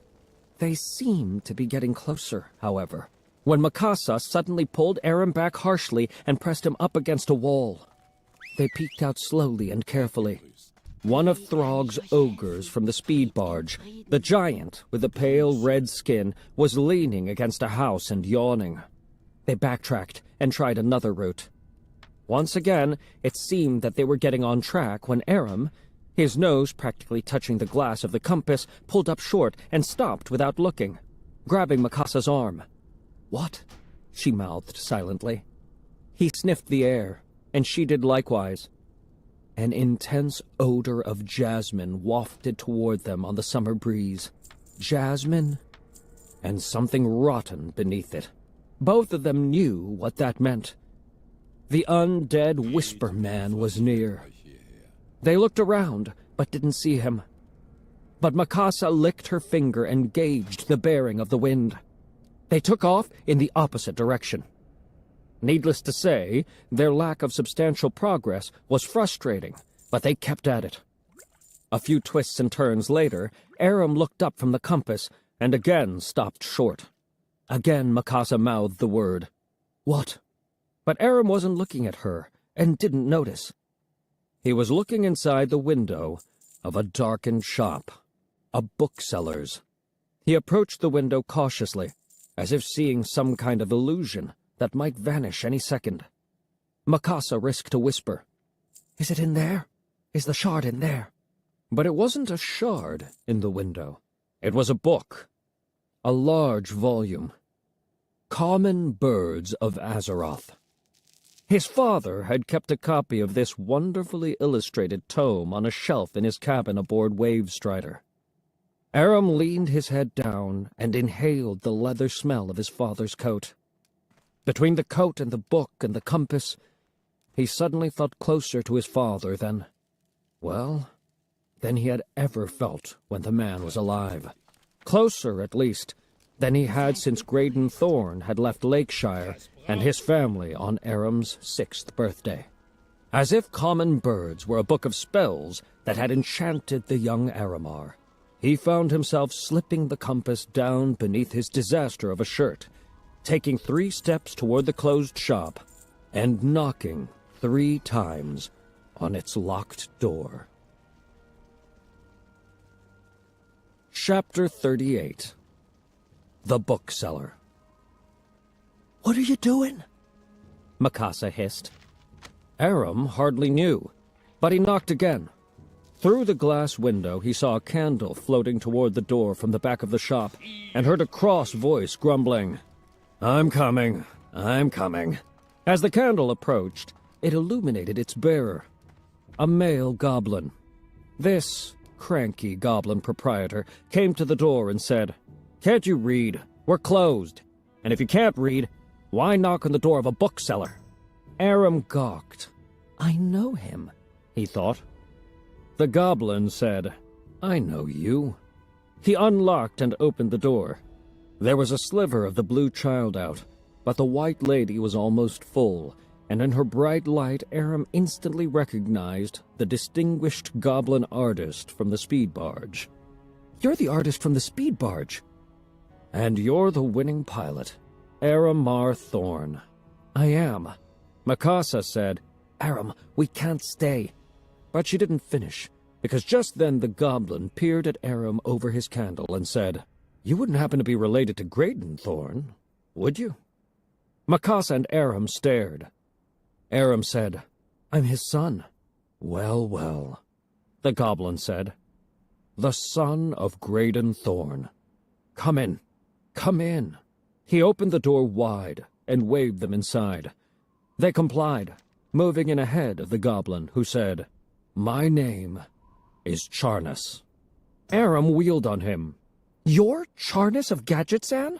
"For a good many years, yes," said the handsome goblin with a wry smile, all signs of his previous crankiness gone. "You drew Common Birds of Azeroth?" "I did. You sound like a fan." "I am." "Your father liked that book, too." As he spoke, Charnus led them to the back of the shop and through a low door into a kind of workroom. I remember the first time he came into my shop. Wait, my father was here? In this shop? Yes, of course, many times. I know your father well and consider him a friend. Is he in town? Aram lowered his head. Charnus seemed to understand instantly. He pointed to a couple of stools and took a seat on a chair in front of a high desk covered with half-finished sketches. Aram and Mikasa sat. Charnus said, "He's gone, isn't he?" Aram nodded. "That's a blasted shame. For a human, he was quite enlightened. In fact, calling Graydon Thorn enlightened is practically the definition of understatement." Charnus sighed. "He will be missed." "He is missed," Aram said, looking at Mikasa, who nodded slowly once. Charnus nodded too. They were all silent for a time. Then the goblin said, "He talked about you, you know." He glanced over at Mikasa. "And if you're Mikasa Flintwill, he talked about you too." "When?" Mikasa said. Charnus scratched his cheek. "Oh, no. That had to be nearly a year ago.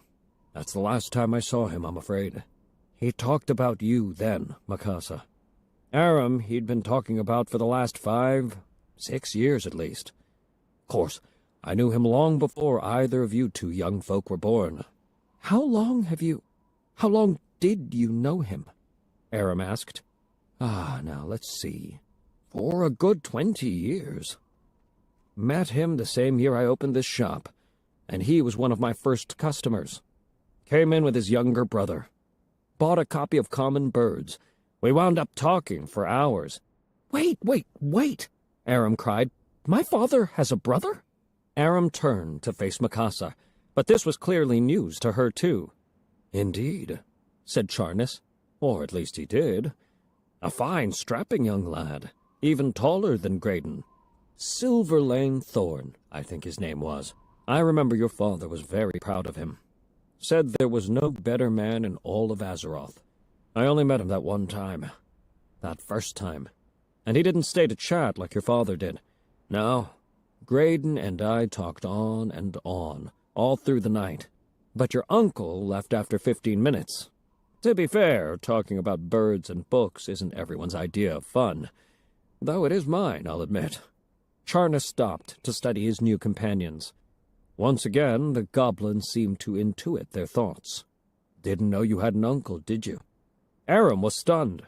He had family on his mother's side, a grandmother, an aunt, a few cousins, and, of course, his half-siblings. But this was the first time he'd ever heard of any family on the Thorn side, unless you counted Mikasa, who cleared her throat and asked, "What did you say his name was?" "Silverlane." Yes, it was definitely Silverlane. I remember now thinking, silver and gray. Ha! I even asked if they had a sister named Argent. "Did they?" Aram said. ready to believe almost anything could be possible now. No, no, the goblin said. It was just a poor excuse for a joke, I'm afraid. But if your grandparents had had a daughter, I bet that name would have been high on their list of probables. Charnas stopped talking, no longer certain that his audience was listening. There was another good minute of silence before the boy spoke again. I have an uncle, Aram whispered, his voice full of wonder. He turned to Mikasa. We have an Uncle Silverlane. First I've heard of it. Is he dead? She asked. They both turned to look at Charnas, who shrugged helplessly. Never heard that he was, but I must admit your father hadn't mentioned him in our more recent visits. You know there was that 6 or 7 year gap in our acquaintance, when he was living in, Lakeshire, Aram said. That's right, in the east. Anyway, I think I must have asked about Silverlane the first time I saw Graydon after that break. I think your father said he hadn't seen him recently, but he never said he was dead. So he might be alive? Might be, probably is. Who knows? It's easy enough to lose track of people if the effort's not made. I remember saying that to Graydon last year. Funny thing is, we weren't talking about his brother. We were talking about mine. I was saying that I hadn't laid eyes on more Bix in a decade, though once we'd been closer than 2 fleas on a dog's hair. Come to think of it, that got him talking about you, Aram. He missed you. He did? Ah, yes. He felt bad about leaving you and your mother. Why'd you leave, then? I asked. He shook off that question. Why don't you go back and see them? I asked next. He said maybe he would. He said by now you'd probably be old enough to be a part of... A part of what? Aram asked breathlessly, pressing a hand to his shirt and the compass beneath it. You know, I think I asked that too. He had drifted off, and when I called him back, he said something like, a part of my life. And I think as far as that went, he was speaking the truth. But I got the sense he wasn't going nearly far enough. We talked a lot, but there was plenty he kept for me. We both knew that. Mikasa said, that must have been when he made the decision. I remember the last time Wave Strider was in Gadget-san. We made for the Eastern Kingdoms right after that. Trade stops along the way, but we were practically flying towards Stormwind Harbor, though I didn't realize why at the time. Aram felt the need to pick his jaw up off the floor. He stared at Mikasa. Then he turned to stare at Charnas. Finally, he said, thank you, to the goblin. You sent him my way. Ah, now, I don't want credit for that. If your father went to see you, he went of his own volition. Aram nodded absently. His gaze drifted over Charnas' shoulder to the sketchwork on the goblin's desk. Charnas noticed and said, you know, I was hired as the official illustrator for all mega events, but you messed me up, boy. Me? That's right. When it came time to sketch you, some murloc pushed you into the water. He was saving me. Yeah. Them ogres were after you. That messed me up, too. Once you won, I figured I'd get the sketch in the winner's circle. But you never showed. I sketched little hotfix instead. Charnas turned in his chair. That is, the entire seat of the chair turned with him, though the legs of the thing never moved. As it turned, the chair jacked Charnas up a foot, putting him at a perfect level to draw at his desk. Finally, a shiny, mirrored shell cranked up out of the chair's back, focusing bright light upon his workspace. This contraption amazed Aram, but so much was amazing that night. He was hardly surprised that this distinguished old goblin had a miracle chair in his possession. If the chair had started flying, he probably would have said, of course. For the record, the chair did not fly. Charnas turned back, displaying a finished illustration of hotfix on Gazlo's shoulders, holding up a trophy that was nearly as big as the goblin boy himself. It was masterfully done. Precise and perfect. Charnas said, I don't suppose you'd sit for me now. Aram said, I will if you'll sit for me. You draw? Aram was already pulling out his sketchbook and his miserable little coal pencil.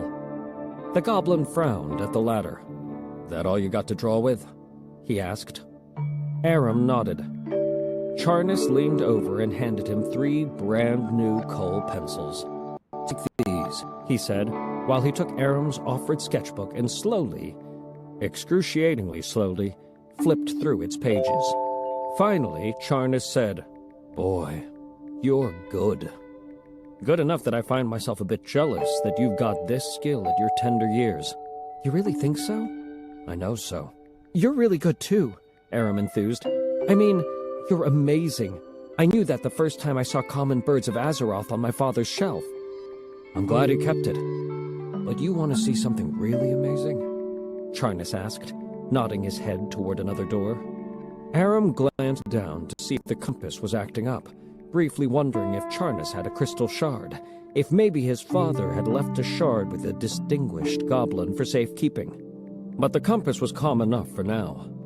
Next, Aram glanced at Mikasa. He had thought she'd be impatient to go, impatient like Silverlane Thorn. But Charnas's knowledge of Grayton seemed to be keeping her engaged.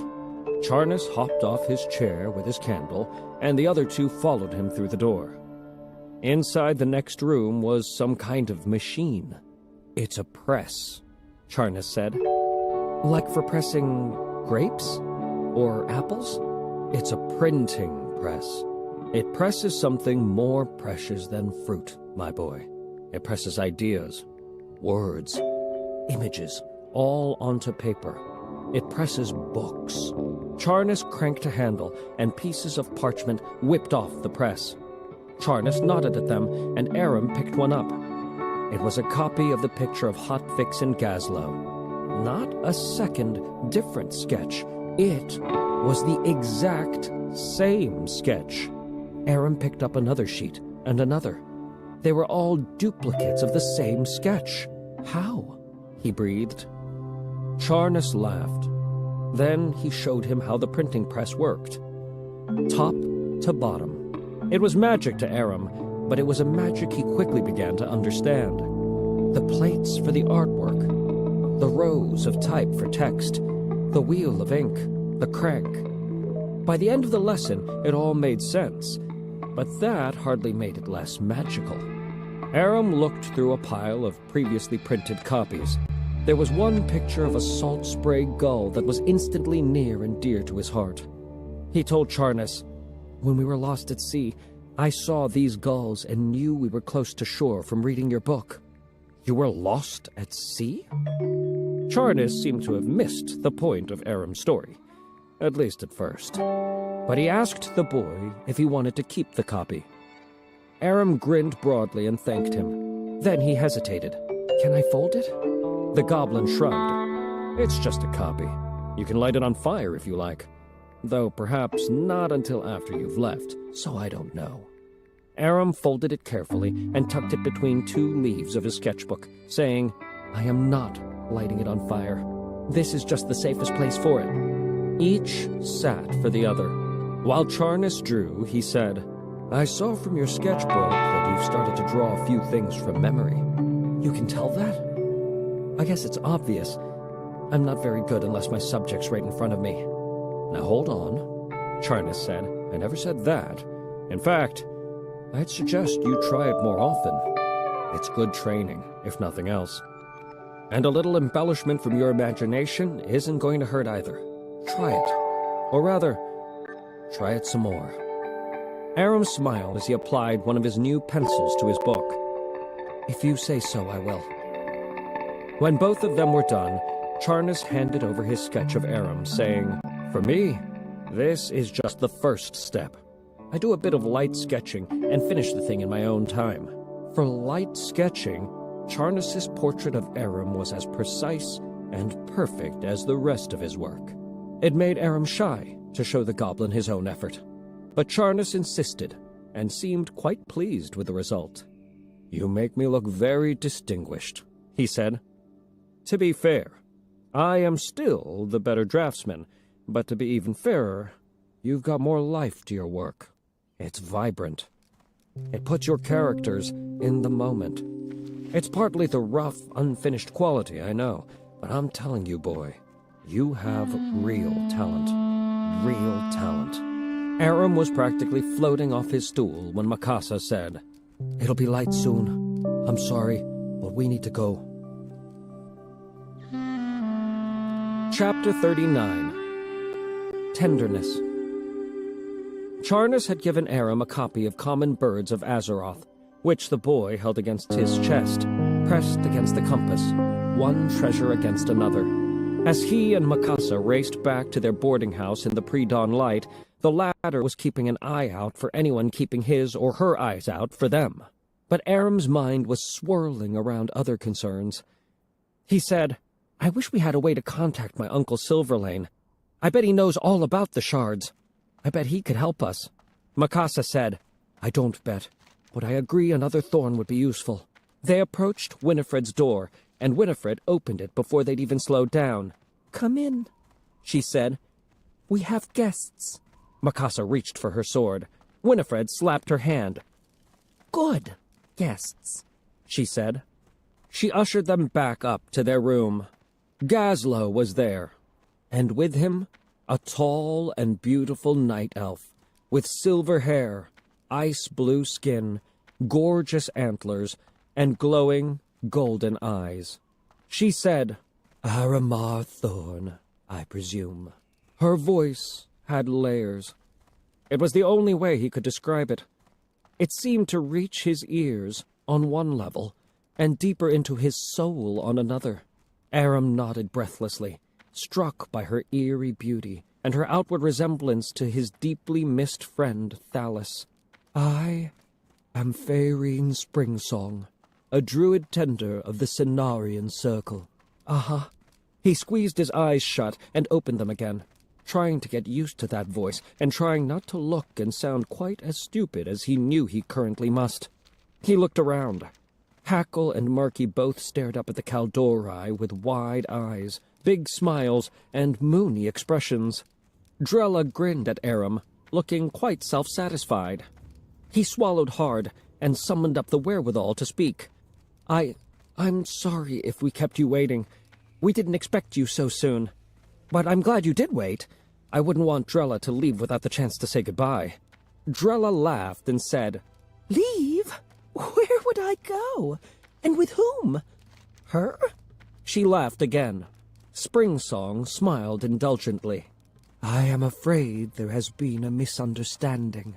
I would have been prepared to take the seed of Thalis Greyoak. I would have been happy to take on that burden, but I cannot take Tarandrella. It is too late." "But we got here as soon as we could." The night elf sighed. "I am afraid I am not making myself clear. When the acorn blossomed into Tarandrella, she imprinted, bonded, on the first person she saw." Drella skipped over to Aram and grabbed his arm. "That is you, silly. I told you that you would not miss me, and that I would not miss you, and so we will not miss each other, because I cannot leave you." Aram stared at her. "Wait, you knew this all along?" "Of course. I know most things. I am very knowledgeable, especially considering it is only spring." "You keep saying that, but it's nearly autumn." He couldn't tell if he was angry with her for keeping the secret, or secretly thrilled she wasn't being taken away from him.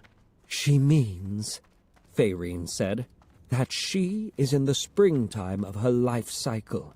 She is young, very young." "And very pretty," Drella said, turning around in a full circle for all to see and admire. Aram started to laugh. "This is still a serious matter," the druid said. "The daughter of Cenarius requires training with her bondmate to reach her full potential. I am not her bondmate, so I cannot train her. And you cannot train her because, well, frankly, you are an ignorant human boy." Aram laughed again. I'm sorry," he said, meaning it. But he found he was a bit overwhelmed. Mentally, by the quantity of surprises and revelations he had encountered over the last few hours, and the laughter seemed to vent out of him, like steam from a speedboat's pressure valve.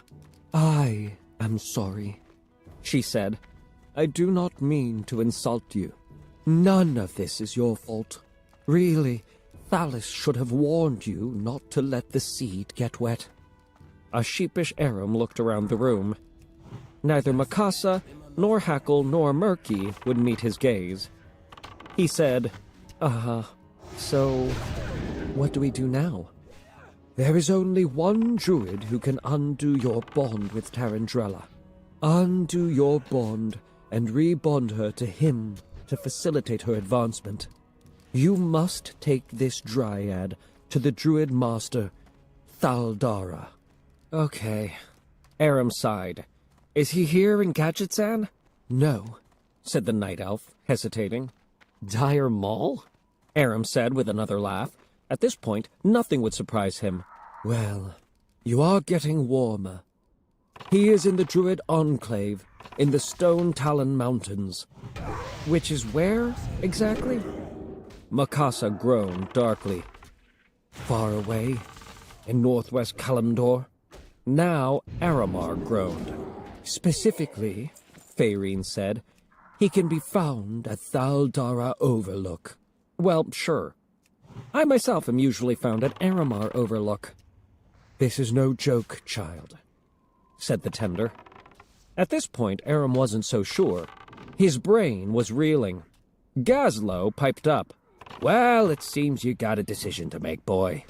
He fanned out 4 bright green tickets.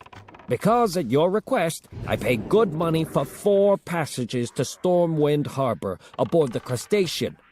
Ship leaves about this time tomorrow morning. Now, I'm willing to buy you a 5th passage." "I should hope so," Mikasa said, "since it's Aram's money you're spending." Gazlo laughed. "True enough. So, what's it gonna be? The Eastern Kingdoms or Northwest Kalimdor?" All eyes turned toward Aram. "You can't take her?"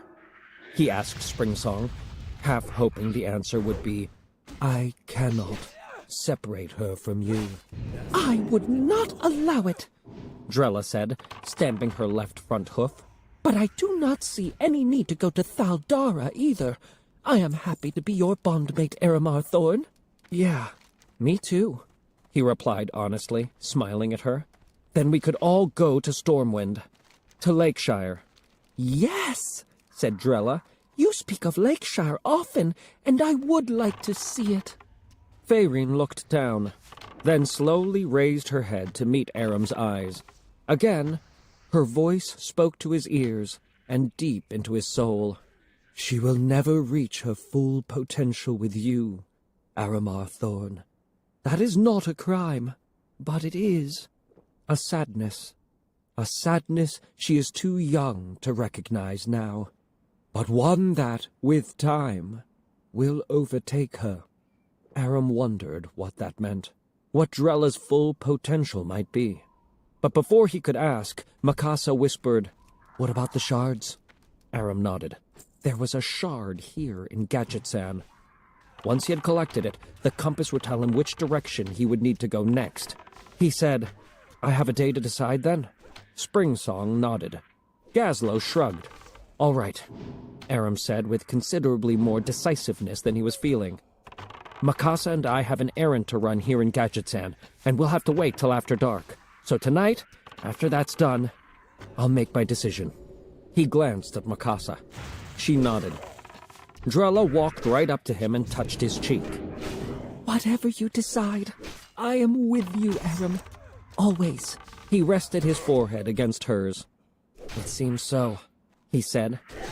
"And you are glad of it," she told him confidently. He chuckled. "That seems so as well."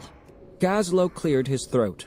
When Aram looked his way, the goblin said, "Hate to interrupt the touching scene, my boy, but I promised my cousin I'd meet him for a drink at 12. And that was hours ago. So, here's the other stuff you ordered." He handed Aram a burlap sack. "I'll come back late tonight to hear your decision." Gazlo bowed to the druid, kissed Winifred on the cheek, and, swinging wide to avoid Mikasa, was gone. Faerine said, I suppose I should leave you travelers to get some rest, unless there is anything else I might do. Is there anything else you can do? I will contemplate that, and I too will return tonight. She headed for the door. Aram looked down at the burlap sack, and it spurred a memory. He said, Wait! She stopped and turned. He said, I think Thales cared for you deeply. He did, she said, with a slight bow of her head, though otherwise keeping her feelings to herself. And I for him as well. She turned to leave again. Wait! She stopped and turned again. There was something he said once. I mean, we saw him turn into a stag and a bear. Yes? But he said he could also turn into a feathered moonkin. Of course. Could you show me? Show you a moonkin? Transform into a moonkin for you? Are you serious? Yes? She bristled, and then stalked toward him with an air of one who had never been so insulted. I am to do this here? As a parlor trick for your amusement? He swallowed hard over her displeasure, but pressed on. And for my education. And because I never had a chance to see Thales turn into one. She scowled down at him. He smiled up at her hopefully, and perhaps a little longingly. And that smile melted her scowl. Soon enough, she was looking on him tenderly. She said, A feathered moonkin? If it's not too much trouble. No, she said. No trouble at all. Chapter 40. End Run. They spent the day indoors. With dawn's light streaming in through the window, the night elf demurred, opting not to shift into a moonkin just then, but promising to do so when she returned that night to hear Aram's decision about his next destination. She departed, instructing them all to get some sleep. Aram found he was still carrying the burlap sack. He untied the thick brown twine that held it closed and pulled out, first, his new cutlass. It looked suspiciously like the cutlass he had given up the day before, and he didn't think it unlikely that Gazlo might have handed him Cobb's cutlass back, while charging him a fee for the exchange. Even so, as he hefted it and sheathed it on his belt, he felt as if he had exorcised Cobb's demons by the exercise. This cutlass now belonged to him. Next, he pulled out a new shirt. The fabric was light and sturdy, and of the same off-white color that his old shirt had once been, yet considerably less shredded, considerably less tattered. Then he looked deep into the sack and smiled. He beckoned Murky over, and with a flourish, pulled out a brand-new set of fishing nets. Murky practically swooned. For Murky? Of course they're for you, my friend. Do you like them? Murky danced around the room, bubbling and purring with glee. Mikasa tried to grumble that now they'd be back to spending all their time untangling the murloc, but even she couldn't help smiling at Murky's rapture. Carefully, Murky wrapped the nets round and around his waist until he was wearing them like a vest. Or almost. His thumbnail got caught in one of the loops, and soon enough, as Mikasa had predicted, he was hopelessly tangled, turning in circles to get free, reminding Aram of Soot chasing his tail. Mikasa ignored the murloc and told Aram to try to get some sleep. After tonight, there's no way. You always say that, and you always fall right asleep. Try. That was true. So, he tried. For a good hour, anyway. But for once, he was right. He gave up and spent an hour turning the pages of Common Birds, with Drella by his side, and Murky and Hackle looking over his shoulder. He remembered his promise to teach them to read, and used Charnus's volume as a kind of textbook. The exquisite pictures of birds seemed to help connect the idea of, say, the image of a grackle, with the sound of the word grackle, with the letters that composed Grackle. In any case, he was positive Drella was learning something, certain Hackle was enjoying the lesson, and satisfied Murky was happy to be among his FRUNDS. Afterward, inspired by Charnis's work and their earlier conversation, Aram pulled out his sketchbook and one of his new pencils, which Murky and Hackle oohed and awed over as if they were brand new magic wands, and got to drawing. From recent memory, he drew Spring Song looking down kindly on Drella. Then he went further back and drew their underwater salvage mission being interrupted by the attack of the whale shark. Further back still, to the bone pile, and the Whisper Man fighting the skeletons while Blackthorn shook his rattle and chanted over Tarandrella. He sketched Shagtusk in her prison of thorns. He sketched Feral Scar about to swallow Civet whole, with Hackle hanging off the Yeti and Mikasa at the ready with her chain. He even put himself in that one, looking much braver and more competent with his cutlass than he had any right to look. Well, Charnis had told him to use his imagination, so why shouldn't he imagine himself competent and brave?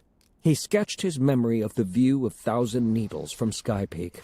He sketched the Ogre King Gordok with his young female ogre servant. He sketched the entrance to Dire Maul. And then he pulled out the compass with its new iron chain and sketched that. By this time, he truly was exhausted. He put the book away and quickly began to drift off, certain that he'd soon have another vision of the light, another conversation with the voice, and probably another confrontation with Malice. But no. Mikasa roused him from a sound, restful sleep at sunset. Winifred, who had spent the day with her Baroness, returned in time to serve them all a hearty meal of wild fowl, with plenty of yams and mushrooms for Drella, paid for by Gazlo from Aram's winnings. Then it was time to venture forth again. He put on his new shirt. Winifred insisted on disposing of the old one, saying, "You couldn't even make a decent set of dust rags from it," and slid his presumably new cutlass through his belt.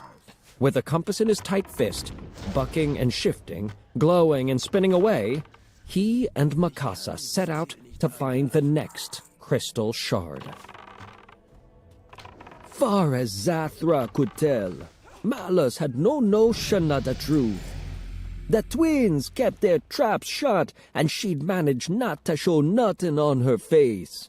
It hadn't hurt that Valdred and Throg had both had near misses too.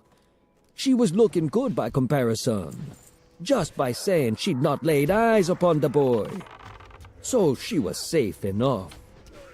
But that didn't put her mind at ease. The lower. She'd never seen nothing like that before. Never. The human woman and the knoll had the respect. Respect. A Uraka no Kimball. The Dryad had put fear into Elortha no Shadra. And the boy, Aramar, had a reckoning due with Uite no Muizola. What right did Zathra have to get between such things? What we to do, sister? She whispered as she stroked Skitter. The scorpion was fast asleep on her chest, but it comforted Zathra some to talk to her. What? Guzlok said. He was walking a few feet behind her. Malice still had his crew watching all the gates and the docks, but he was thinking the boy should have been here by now if he'd taken a boat from the speed barge. And Zathra was thinking he should have been here by now too, assuming he wasn't lying dead in the desert. So the hidden and the elite were patrolling the city day and night. Nothing, Zathra said. Keep an eye out, brother, and be quiet. The pot-bellied ogre grunted his acknowledgement. Zathra thought, "This all be beyond poor Zathra. I be no Loa. I just be a troll. Them Loa can sort this out for their own selves. I been paid to do a job. So that's what I be doing. If the boy come in my sights again, he be one sorry human. And then, as if to test her, there he was.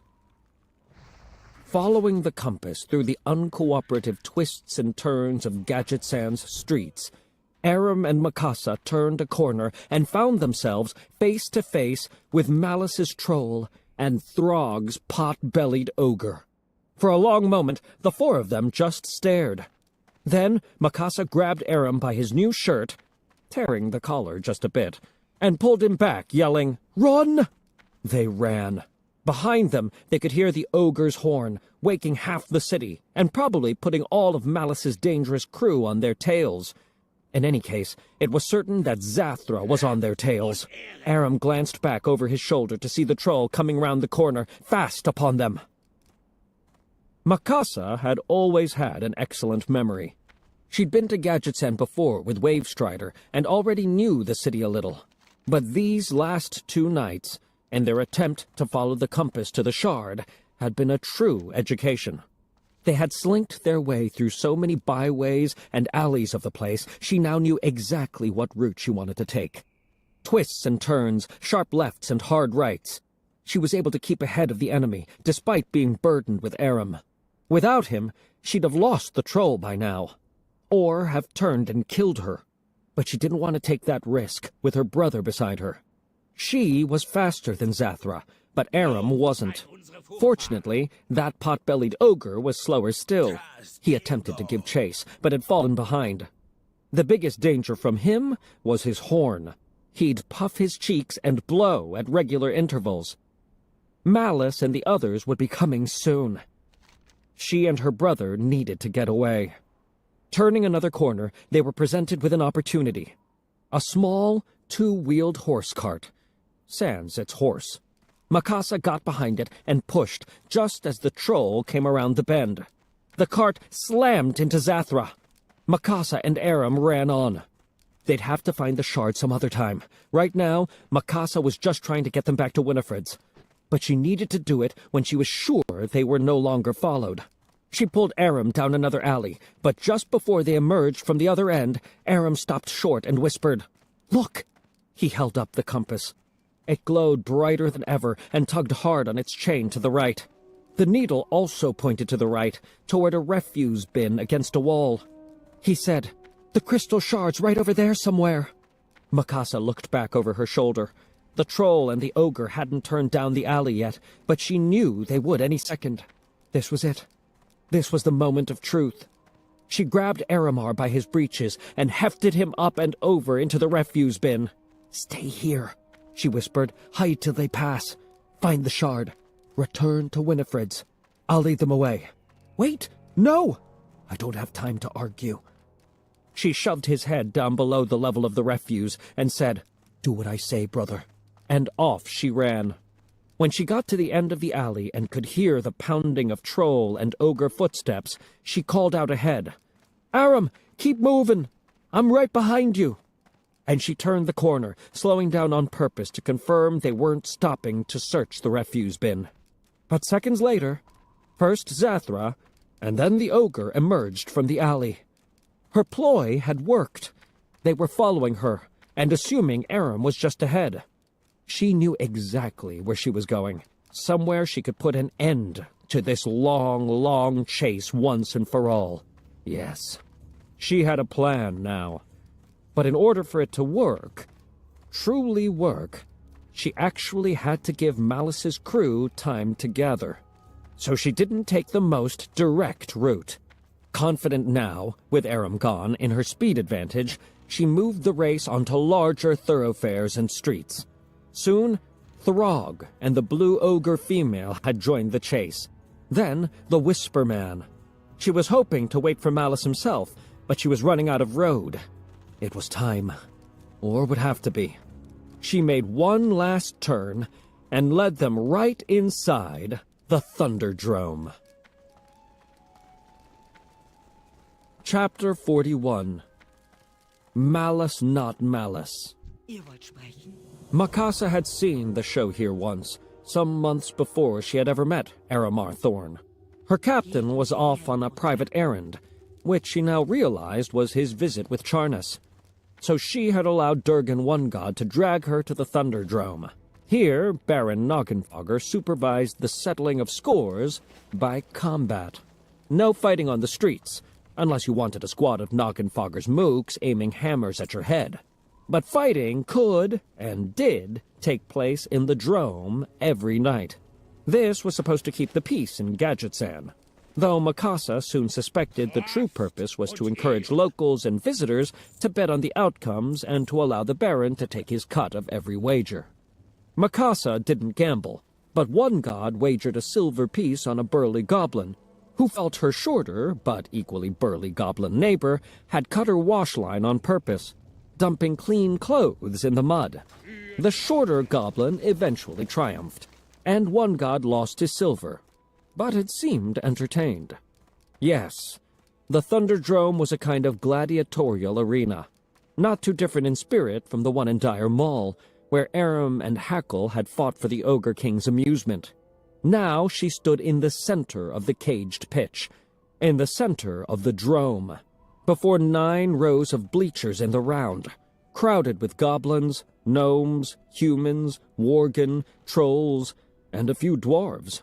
Another fight had just ended, with even the winner being carried out by mooks, when Mikasa had entered the cage, followed quickly by her opponents. Facing Baron Noggenfogger, she stated for all to hear that these pirates had stolen her cheese. It was the first lie that popped into her head. She demanded satisfaction. Noggenfogger leaned sideways to look beyond the tall human woman standing before him. He stared at Zathra, Valdred, Throg, and the blue ogre. The pot-bellied one was nowhere in sight, and Mikasa theorized he had gone to get Malice, or had finally run out of breath blowing his horn and chasing her. Noggenfogger scratched his head and turned back to Mikasa, asking, "What? All 4 of them? How much cheese we talking about?" "Enough." Standing at the edge of the ring, Noggenfogger leaned again to address the cheese stealers. "Will you return this woman's cheese or make restitution?" The troll and the ogres looked extremely confused, but the Whisper Man chuckled dryly and said at the top of his rather ineffective lungs, We will never return the cheese. "Then," Noggenfogger shouted to the cheers of the crowd, "we have a contest! 4 against 1! Place your bets!" The crowd cheered, calling out wagers and odds. Mikasa saw Gazlo lean down to place a bet, handing a coin to a young gnome about the size of Hotfix. She wondered briefly whom the goblin had pegged for victory, and at what odds. In any case, Mikasa liked her odds. Malice hadn't shown his face, but she could take out his troll and ogre, and maybe even do enough damage to the Forsaken to keep him from ever rising again. The female ogre worried her just a little. There was something in her eyes. And 4 opponents were, admittedly, one more than she cared to face at any one time. She thought it likely she might fall here. But at least she'd rob Malice of his top lieutenants in the process. That would be her gift to her brother, even if it was her final gift ever. Malice liked the odds, too. He had slipped in at the back of the drome and scoped out the situation. He reasoned he might lose a minion or 2, maybe even 3. After all, he had seen the Flintwill woman fight. But in the end, his undead swordsman would bring Mikasa Flintwill down. That was inevitable. Aram would be permanently separated from his greatest ally. And in the meantime, Malice and the 2 Arakoa could continue to search for Aram and the compass, which he now absolutely knew was somewhere in the city. He slipped back outside the Thunderdrome. Aram could barely breathe. He wasn't sure what else was in the refuse bin with him, but he was positive it must be dead, dead, dead. Suddenly, the Whisper Man's penchant for overusing jasmine water made a lot of sense. Nevertheless, he waited a good 5 minutes before peeking out. He looked around and listened. There was no one nearby, and the sound of the ogre's horn echoed from some significant distance away. He was terribly concerned for Mikasa, but he also had a terrible confidence in her abilities. He was quite aware he had held her back during the chase. Without him, she was likely to simply outrun her pursuers. The best thing he could do now was find the new shard fast and then slip back through the streets to Winifred's. He checked the compass, which he'd been gripping tightly all this time, with the expectation that he'd find the needle spinning. It had been pointing and pulling in the direction of the refuse bin, and Aram was prepared to have to dig through it, stench or no stench, to get the crystal. But the needle was not spinning. It glowed brightly, but it still pointed in the same direction, that is, toward the wall behind the bin. For a moment, Aram thought the crystal shard must be inside whatever building the bin abutted, and he wondered desperately how he'd managed to get inside. But when he let go of the compass to climb out of the bin, it shot straight up into the air. The heavy chain slipped right over his head, and he watched dumbly as the compass arched upward and landed with a subtle thud on the roof of the 2-story building. The shard was on the roof? Why was that any stranger than one being in the dirt on the Feralus border, or another being at the bottom of Thousand Needles shimmering deep? He couldn't articulate why a Tenaris rooftop was indeed stranger, but he was quite sure it was. Looking around again, he climbed out of the bin and stood in the alley, contemplating how to get up to the roof. He approached the wall and tried to get a grip to climb it. It wasn't exactly smooth, but there was no way to get any purchase whatsoever. I'm so close. There must be a way to climb up. He thought maybe there might be access to the roof from inside, and turned to walk around to the front of the building to find the entrance. There was a stairway to the second floor 10 feet away. He slapped himself on the forehead and quickly ascended. From the top of the stairs, he was able to climb up on the wooden railing. It was only slightly precarious. From there, he could reach the edge of the roof and pull himself up. He spotted the compass and the shard instantly. Only this was no tiny shard of crystal. He quickly untied Thalus's purple leather pouch from his belt and pulled out the shard he already had, the one that combined the 2 shards found in dirt and water. Even merged together, they were still only as big as his little finger. This new piece was made of the same solid crystal, but it was clearly shaped like the hilt of a sword, and a rather large sword at that. He picked up the hilt, hefted it. It had weight, substance. All that was missing was the blade. No, that's not quite true. There was a small, pinky-size cleft in the hilt. He carefully inserted the merged crystal, and with a flash of the light, 3 have become 1, said the voice of the light. It seemed to emerge from somewhere within him. The voice, and the light as well. 3 have become 1, Aram agreed. 4 left to find? 7 must become 1. So 4 left to find. Laughter echoed around him. He saw he was standing in a circle of red flame, climbing higher and higher and higher. He felt strangely unafraid, and wondered why. He looked down. He held the hilt of a massive crystal sword in his hand. It felt right. It felt like it belonged there in his hand. Malice laughed again. It always feels right. You think you're special. By the end of the question, Malice no longer sounded like Malice. His silhouette, now burning at the edges, no longer matched Aram's memory of Malice.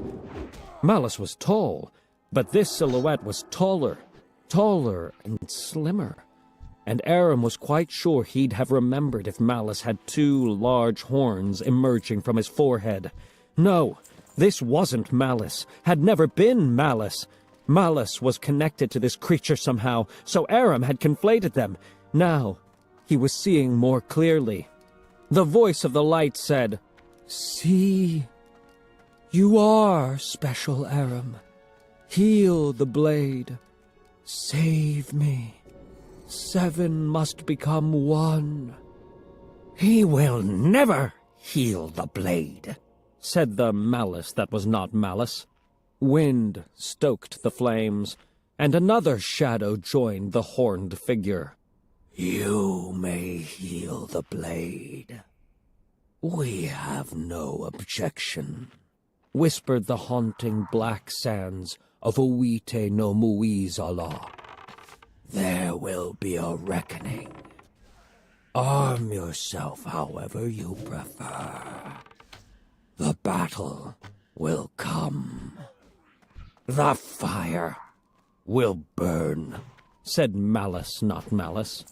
Muizala will feast on all of Azeroth. They said in chorus. On all of Azeroth. Aram emerged from his vision with a gasp. He looked down at his hands. He held the hilt in one hand, the compass in the other, and both hands were shaking. He had to concentrate to make them stop. He looked around for the old finger-sized shard, and momentarily panicked when he couldn't find it. Then he remembered. He studied the hilt.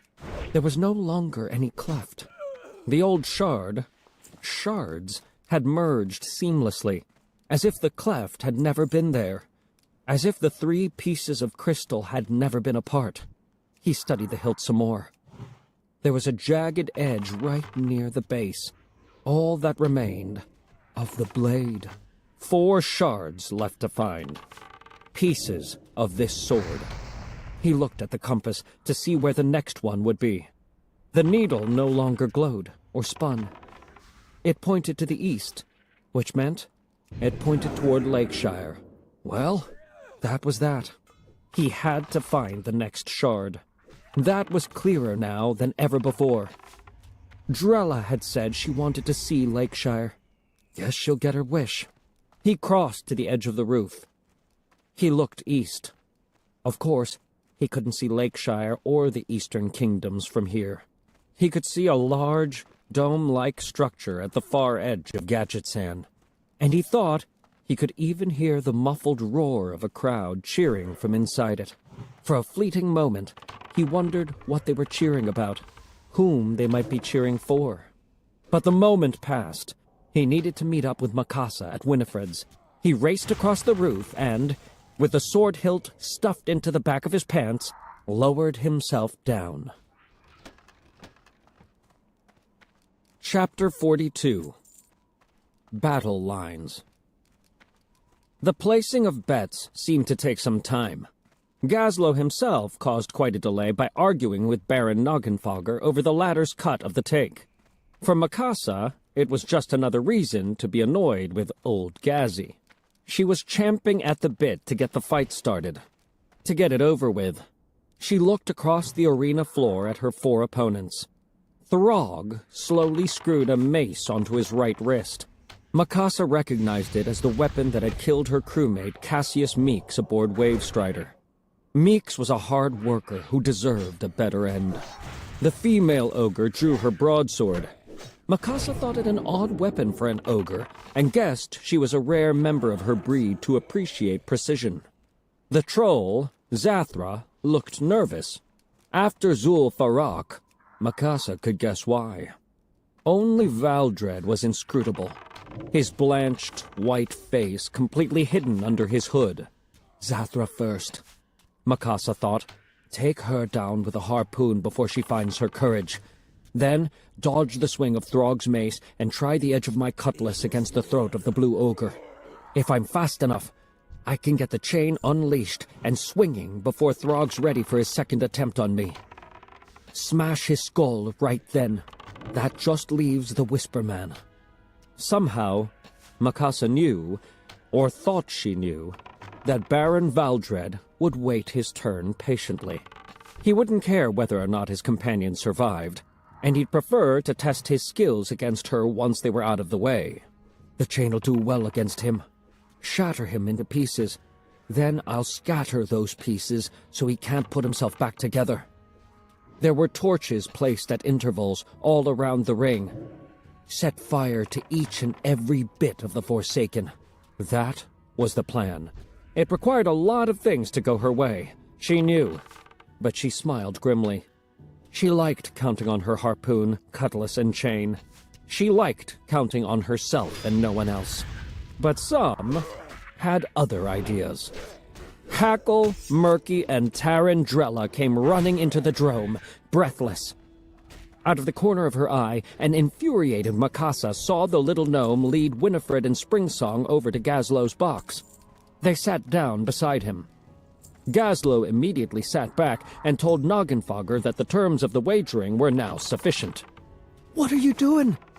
Mikasa hissed as Hackle, war club at the ready, moved in beside her on her right. Murky, holding his tiny spear, took up position on her left. Drella stood between Mikasa and her opponents, waving brightly. She said, We have come to fight beside you, Mikasa Flintwill. We would not have you fight our enemies alone. No, agreed Hackle. Nook, said Murky. By this time, Noggenfogger had descended back down to the arena floor. He looked around at the newly added combatants and said, What is this? With a smile playing at his voice, Valdred said, More aggrieved individuals seeking redress. We stole a significant amount of cheese. Zathra, Throg, and the female ogre stared at him. So did Murky and Hackle and Mikasa. Drella said, I do not eat cheese. Noggenfogger said, Betting is closed, 4 against 1. Those were the terms of the wagering. Gazlo shouted, So now it's 4 against 4. I'll take the newcomers and the human woman at 10-1. Instantly, the entire crowd began shouting to adjust their bets. Noggenfogger scowled, but hurried to record each new wager in order to guarantee his cut. Mikasa looked down at Hackle and said, I do not require anyone's help. Hackle looked up at her. Mikasa no ask for help. Mikasa get help. Murgle, murgle. Murky agrees, Drella said. And so do I. Mikasa exhaled, and briefly wondered just how long she'd been holding her breath. She looked at Hackle and admitted to herself that he might be useful. She didn't need him, but he was a tough little gnoll and... Guten Morgen, hörst du mich? She glanced over Hallo. at Zathra, who clearly didn't like facing them both together. Mikasa said, Drella, go sit with Springsong. No, said Drella simply. She was still standing with her back to the enemy. Murky, Mikasa commanded, take Drella and go sit with Gazlo and Springsong. Said Murky, staring daggers at the enemy while poking the empty air with his spear. Blast it! She yelled. She was about ready to ignore Valdred and his lot and turn her ire against her 3 friends. Aram say we are crew. Aram's crew and Mikasa's crew. Crew stand with Mikasa, Hackle said calmly. No, crew is crew, Hackle said. Ja, Mikasa Leveling, must learn this. Jägerlevel. Aram know this. Mikasa must learn. Crew is crew. Crew stand Level together. 29 Crew stand with jetzt. Mikasa, even if Mikasa no want. Crew, she thought, calming at the word. She sucked on her lower lip, then bit it between her white teeth. The gnoll was right. Aboard Wave Strider or Sea King, she would not have hesitated to stand with her crew. She would have expected them to stand with her. She had spent her entire odyssey with Aram, resenting every addition to their crew, resenting her need for others. Why? Her life had never been one lived in solitude, had never been one lived on a lifeboat. She was creature of ships, and aboard ship, every deckhand depended on every other. Crew. In a voice meant for them, but loud enough for all to hear, she said, I am honored to stand with Hackle, Murky, and Tarandrella. Tarandrella skipped around to stand beside Murky. it is about time, She said. Yes, thought Mikasa, feeling as if a great weight had suddenly been lifted. It is about time. She smiled.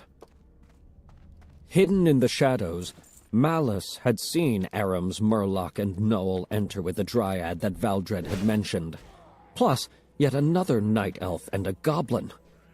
Where does he pick up these people? He'll be traveling with a Yeti next. Sarbeak had blustered up some more outrage over Malice's lack of interest in the group. Malice had simply said to Savra, "Tell him." The bird woman explained to her less intelligent brother that there was no point in following Aram's allies inside. The point was that Aram wasn't with them, meaning they also were not with him. So, unless he's brought that wyvern into town without anyone noticing, Malice concluded, he's alone and friendless in this city. Now find him. The siblings then stood side by side, holding hands, feathered fingers intertwined, and chanted together. Malice hardly listened to the words. He felt the hairs on his arms stand at attention and watched the dark, oozing magic flow from beneath the two Arakoa's feet. It created a trail of black that burned red at the edges. It zigged and zagged along the streets, searching for what Malice and the Dreadlord of the demonic Burning Legion sought. Malice said, "Stay here. Maintain the path until it leads me to the compass, or I'll throw both your corpses at the feet of your master." He followed the magic, alone. For Aram, unfamiliar with the streets of Gadgetzan, finding Winifred's house required a little luck and a lot of trial and error. But find it eventually he did. He entered and ran upstairs. Mikasa wasn't there. Neither was Hackle, Murky, or Drella. For some reason, he was afraid to call out for them. So he ran back downstairs, but couldn't find Winifred either. He checked the kitchen, the root cellar, the attic. He went back to his room, as if they might have magically appeared in his absence. He had no idea what to do. Still at a loss, he decided to go downstairs again, though whether he intended to go out looking for them or wait by the door was still an open question in his mind. But the decision was taken from his hands. Halfway down the stairs, he heard the front door open. He practically leapt the rest of the way down. Malice stood in the doorway, looking directly at Aram with a satisfied smile. There was something at the tall man's feet. Something black with red-rimmed edges. In an instant, it swept past Malice and swept over Aram. Chapter 43. Beyond Thunderdrome. Little went as Mikasa had imagined. Zathra, perhaps overcompensating for her fears, instantly fired both her crossbows at Mikasa as soon as the bell was sounded. Mikasa just barely managed to twist her shoulder in time for both bolts to sink into her shield, as opposed to her flesh. Not stopping to reload, the troll attacked aggressively, pulling a dagger and rushing at Mikasa, only to be intercepted by Hackle. Unlike the slaves pitted against each other in the Dire Maul arena, those settling conflicts in the Thunderdrome were not supposed to fight to the death. But clearly, someone had neglected to inform these particular combatants. With her unerring aim, Mikasa threw her harpoon at the female ogre. But Throg reached in and deflected it with his mace. Both ogres advanced on Mikasa, but her swinging chain kept them at bay. The only one of Mikasa's predictions that seemed to be coming true was her assumption that Valdred would hang back, waiting. He did, watching Mikasa and whispering, "Most impressive. You do remind me of someone. If only I could remember who." But no one heard him over the roar of the suddenly bloodthirsty crowd. On the opposite end of the arena, Tarandrella also hung back, her head tilted at an angle, one finger tapping upon her lips, as if listening. Zathra's nerves were still brittle. Hackle swung his large war club, driving her back. And with unloaded crossbows and a short dagger, there was little the troll could do to prevent his advance. Little except this. She clicked her tongue twice, and Skitter leapt off her chest to sting Hackle. Out of nowhere, Murky, having dropped his little spear, caught the scorpid in his webbed hands. Skitter stung Murky 3 or 4 times in quick succession, as indicated by Murky's annoyed, "Oh, oh, oh." But the scorpid's venom seemed to have no effect on the little murloc. Apparently, he was immune. Whether this was a feature common to all Murlocs, or something uniquely, well, Mercian, hardly mattered to Zathra, who remembered Drella's words about the Murloc to the Mother of Venom. Already superstitious about Aram's little band, she began shivering involuntarily. While Murky held Skitter over his head, Hackle advanced. The troll barely managed to back away. Valdred started laughing his dry, sandy laugh and said, All right. I suppose we should finish this. He finally drew his black sword and shale dagger. But by this time, Mikasa had seen their enemy's true weakness. They were impressive fighters as individuals, but they had no cohesion. They were mercenaries, not a crew. But Mikasa had a crew. She called back over her shoulder, "Go low!" and brought the arc of her swinging chain down. Knowing exactly what she meant, Murky and Hackle, armed with a scorpion and a war club, respectively, were both short enough to safely advance directly beneath the circular spin of Mikasa's chain. Not so for ogres, troll, or Forsaken. Hackle measured the pace of the chain's rotation and swung his club upward between revolutions. It clobbered Zathra and sent her flying back. "Murky," Mikasa called, "introduce your new friend to the ogres." Murky raced forward and turned Skitter toward Throg. The confused Scorpion lashed out and stung the large ogre. The female ogre tried to poke at both Skitter and Murky with her broadsword, but the reach of Mikasa's chain was longer than the reach of the ogre's arm and sword combined. She was forced to retreat. Throg, reacting to the venom in his system, dropped to one knee and was slapped across the jaw by the chain's iron links. He went down and stayed down. This was mostly good news. Two of their opponents were laid out on the sand and sawdust, but the chain's impact with Throg's jaw also served to disrupt its rotation, and both Valdred and the remaining ogre moved in to take advantage. With enough speed to put Mikasa on the defensive, parrying the Baron's sword thrusts with her cutlass, while Murky and Hackle were forced to retreat from the female ogre's now considerable reach. It was at this crucial moment, with the crowd hushed and eager for a kill, that Drella could be heard saying, "Yes, thank you. That would be lovely." She waited patiently for 1 second, 2 seconds, 3. Then there was a ripple in the earth before her, and tiny sinkholes began to form. Perhaps, if one held one's ear to the ground, a low rumble might have been heard. Then again, perhaps not. The Dryad raised her arms, and all of a sudden, thick vines burst from the ground, snaring and entwining Valdred and the female ogre, and even the unconscious Zathra and Throg. This was so shocking that Murky dropped the squirming Skitter. But before the Scorpid could skitter very far, the vines had caught her up too. The vines snapped off Valdred's left arm and right leg, but otherwise he was held tight and immobile. They wrapped around the female ogre's arm and the entire length of her sword, preventing her from even attempting to cut herself free. Mikasa, Murky, and Hackle all turned to look at a triumphant Drella, who said, "I am very helpful. In fact, I am impressive. I am Tarandrella the Impressive, daughter of Cenarius." "Indeed you are, young one." Mikasa stared at the Dryad, who no longer looked quite as young as Mikasa remembered. Drella seemed suddenly older, more mature. "Are you taller?"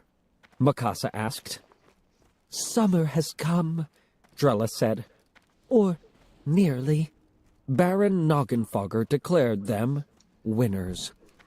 Much coinage was exchanged among the spectators. Gazlowe, as always, seemed to have done particularly well, though, of course, no one did quite as well as Baron Noggenfogger, who collected from winners and losers alike. 4 silver pieces were even, begrudgingly, shoved into the hands of the 4 victors, who snatched up their weapons and rushed out of the drome, not waiting for Gazlowe, Springsong, or Winifred, and certainly not waiting for their enemies to be cut down from their green bonds. Once outside in the cool night air, Mikasa stopped them. With a touch of formality, she repeated her prior sentiment. I am honored to serve on this crew with Hackle, Murky, and Tarantella. Tarandrella the Impressive. The Dryad corrected. Mikasa smiled and nodded and repeated the word. Honored. Sensing the importance of this moment to Mikasa, and to all of them, Hackle and Drella both said, honored. And Murky solemnly intoned, ooh. Still smiling, Mikasa said, come on. Aram will be wondering what happened to us. They ran off to Winifred's. None of them noticed the two entranced Arakoa, chanting quietly in the shadows before a trail of smoking, red-rimmed blackness that snaked off toward Aramar Thorn. Back at Winifred's, the dark magic wrapped around Aram, binding him tighter than Drella's vines. He was alone, without Mikasa. Without Thalas or Hackle or Murky or Drella, or his father or his mother, or Rob. Never in his life had Aramar Thorn felt so alone, and so terrified. A satisfied Malice advanced slowly, saying, I gave you every opportunity, boy. You brought this on yourself. Like father, like son. Malice had killed his father, and now Malice was going to kill him. But Graydon Thorn hadn't made it easy for Malice. He hadn't perished without a fight. The least Aram could do was try. Aram still had one arm free. It was the wrong arm, but with some twisting of his body, he managed to draw his cutlass and point it in Malice's direction. Malice rolled his eyes in contempt, and oh, did Aram wish Mikasa were there to see it and respond as she was wont. Almost languidly, Malice drew his own broadsword, as if it was hardly worth the effort. And it hardly was. The ribbons of black, burning magic were constricting around Aram and pulling tighter. It was getting hard to breathe. He tried to sever them with a cutlass, but the blade was useless against this sorcery. Malice flicked his wrist so quickly, Aram was disarmed, his cutlass clattering against the floor. Without him ever really seeing any movement of the broadsword, Malice reached his iron-sheathed left hand toward Aram's new shirt and the compass that wasn't particularly well hidden beneath it. Desperate for air, and just plain desperate period, Aram grabbed for the only other thing he could reach. He pulled the hilt of the crystal shard sword out from behind him and brought it into view, with some vague notion of wedging it in between the magic and his chest. But it was Malice who briefly stopped breathing. He drew back his hand, froze, and hissed out, "The diamond blade." Of course, there wasn't any actual blade. Or was there? Before Aram's bulging eyes, a shining beacon emerged from the hilt, coalescing into a blade of pure, shining light. This shocked Malice out of his stupor. Recovering a bit, he reached for the hilt, but the light just kept getting brighter and brighter, and eventually Malice had to use the hand he was reaching with to shield his eyes. But Aram, trained by his dreams, did not need to look away. No matter how bright the light became, Aram could still see and hear. The voice of the light spoke inside his mind. "Once the light was yours to bear. Now you cannot bear the light." It took Aram a couple seconds to realize the voice wasn't speaking to him. It was talking to Malice, who groaned miserably. Building on Malice's misery, the voice spoke again. "You forfeited the diamond blade with your betrayal. You will never possess it again." Malice began to growl. He struggled to raise his head, but the bright, bright light blinded him. Moreover, it seemed to have substance that pressed down upon his head. And yet, the light had no such effect on Aramar Thorn. He felt weightless within it. He could breathe again as the brilliance began to eat away at the dark ribbons of magic that had all but strangled him. As he had with his cutlass, Aram tried to cut his mystical bonds with this blade of light, with much better results. The light cut through the shadow magic like a white-hot knife through moldy black butter. Better still, the light continued to get brighter and brighter. Malice dropped his sword so he could use both arms to shield his vision. Again, Malice groaned deeply. And again, the groan became a growl. The growl became a roar, and the roar became a scream of intense inner pain. The voice said, "Tell your master that the light is not yet whole. Nevertheless, it possesses more than enough power to chase away these pathetic shadows." Within seconds, the dark ribbons were retreating as if even they were in excruciating pain. Brighter and brighter. Brighter and brighter. And Aram still had no need to look away. By the time the light had faded, Malice had recovered sufficiently to open his eyes, blink them furiously, and wipe the tears away. He found himself alone in the boarding house. There was no one there. No Aram, no diamond blade, no compass, just an abandoned cutlass on the floor. He felt exhausted, fundamentally exhausted right down to his bones. He couldn't remember ever feeling quite this tired before. He staggered forward and slumped down to rest on the stairs. But his strength returned rapidly, and with it, his outrage. He lurched to his feet and, knowing Aram would never come back to this place, staggered out of the boarding house and away. He hadn't given up. He wouldn't give up, not now, not ever. He had been caught off guard by how much of the diamond blade the boy had already recovered. That was why he'd faltered. But Malice would be ready next time. He would be ready. He would be ready. He flexed his left hand beneath its iron gauntlet. The pain brought him some satisfaction. Next time, nothing would stop him. He would be ready. Within 2 minutes of fleeing Winifred's, Aram ran smack into Mikasa, Murky, Hackle, and Drella. He rapidly told them what had occurred, and explained why they could never go back to Winifred's. "Where to, then?" Mikasa asked. Aram thought about this. Then he pulled out the compass to see if its last reading had changed at all. It had not. Aram thought about this for half a second at most, before deciding with a firm and steady confidence exactly where they should head next. Chapter 44. Following the Path. Malice loomed over Marin Noggenfogger. Even backed by a score of hobgoblins, the Baron found himself leaning away under the captain's threatening gaze. And the goblin wasn't the only one feeling threatened. Savra had lost some of her own bravado. She still couldn't understand what had happened. She and her brother had cast their spell, and all seemed well.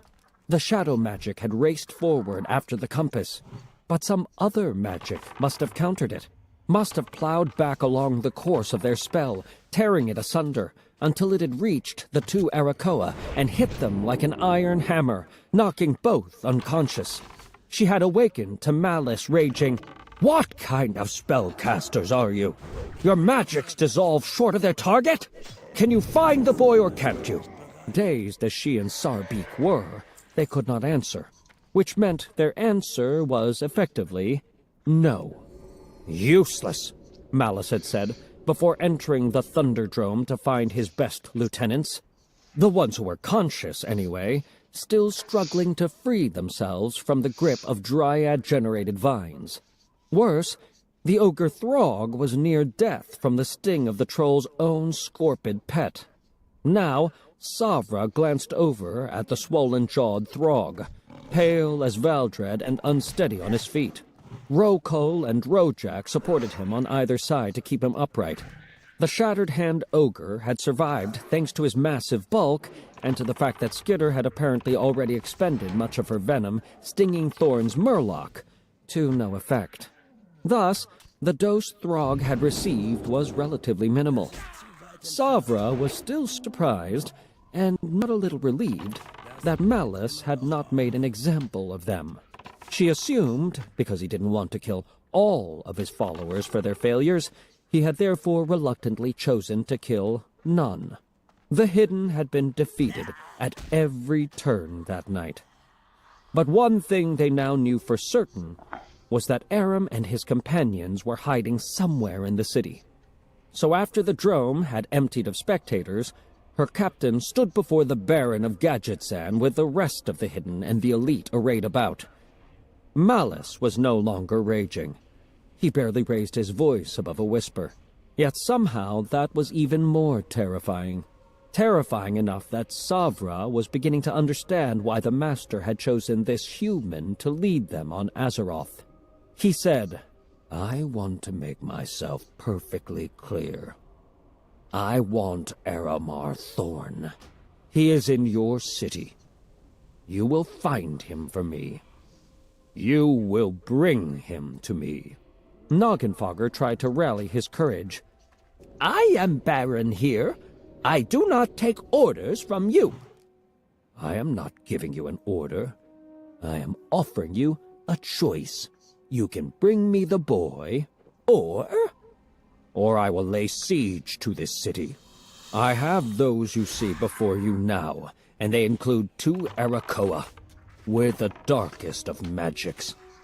Sabra thought, Malice might not have much faith in us, but thankfully, Noggenfogger doesn't know that. Malice continued, "I have a ship full of the most ruthless marauders in all of Azeroth, and every day more ogres pour into Gadgetzan from Dire Maul. I am their king, and I will use them. I will use them all to lay waste to this town." "So, not an order," the Baron said. "A threat.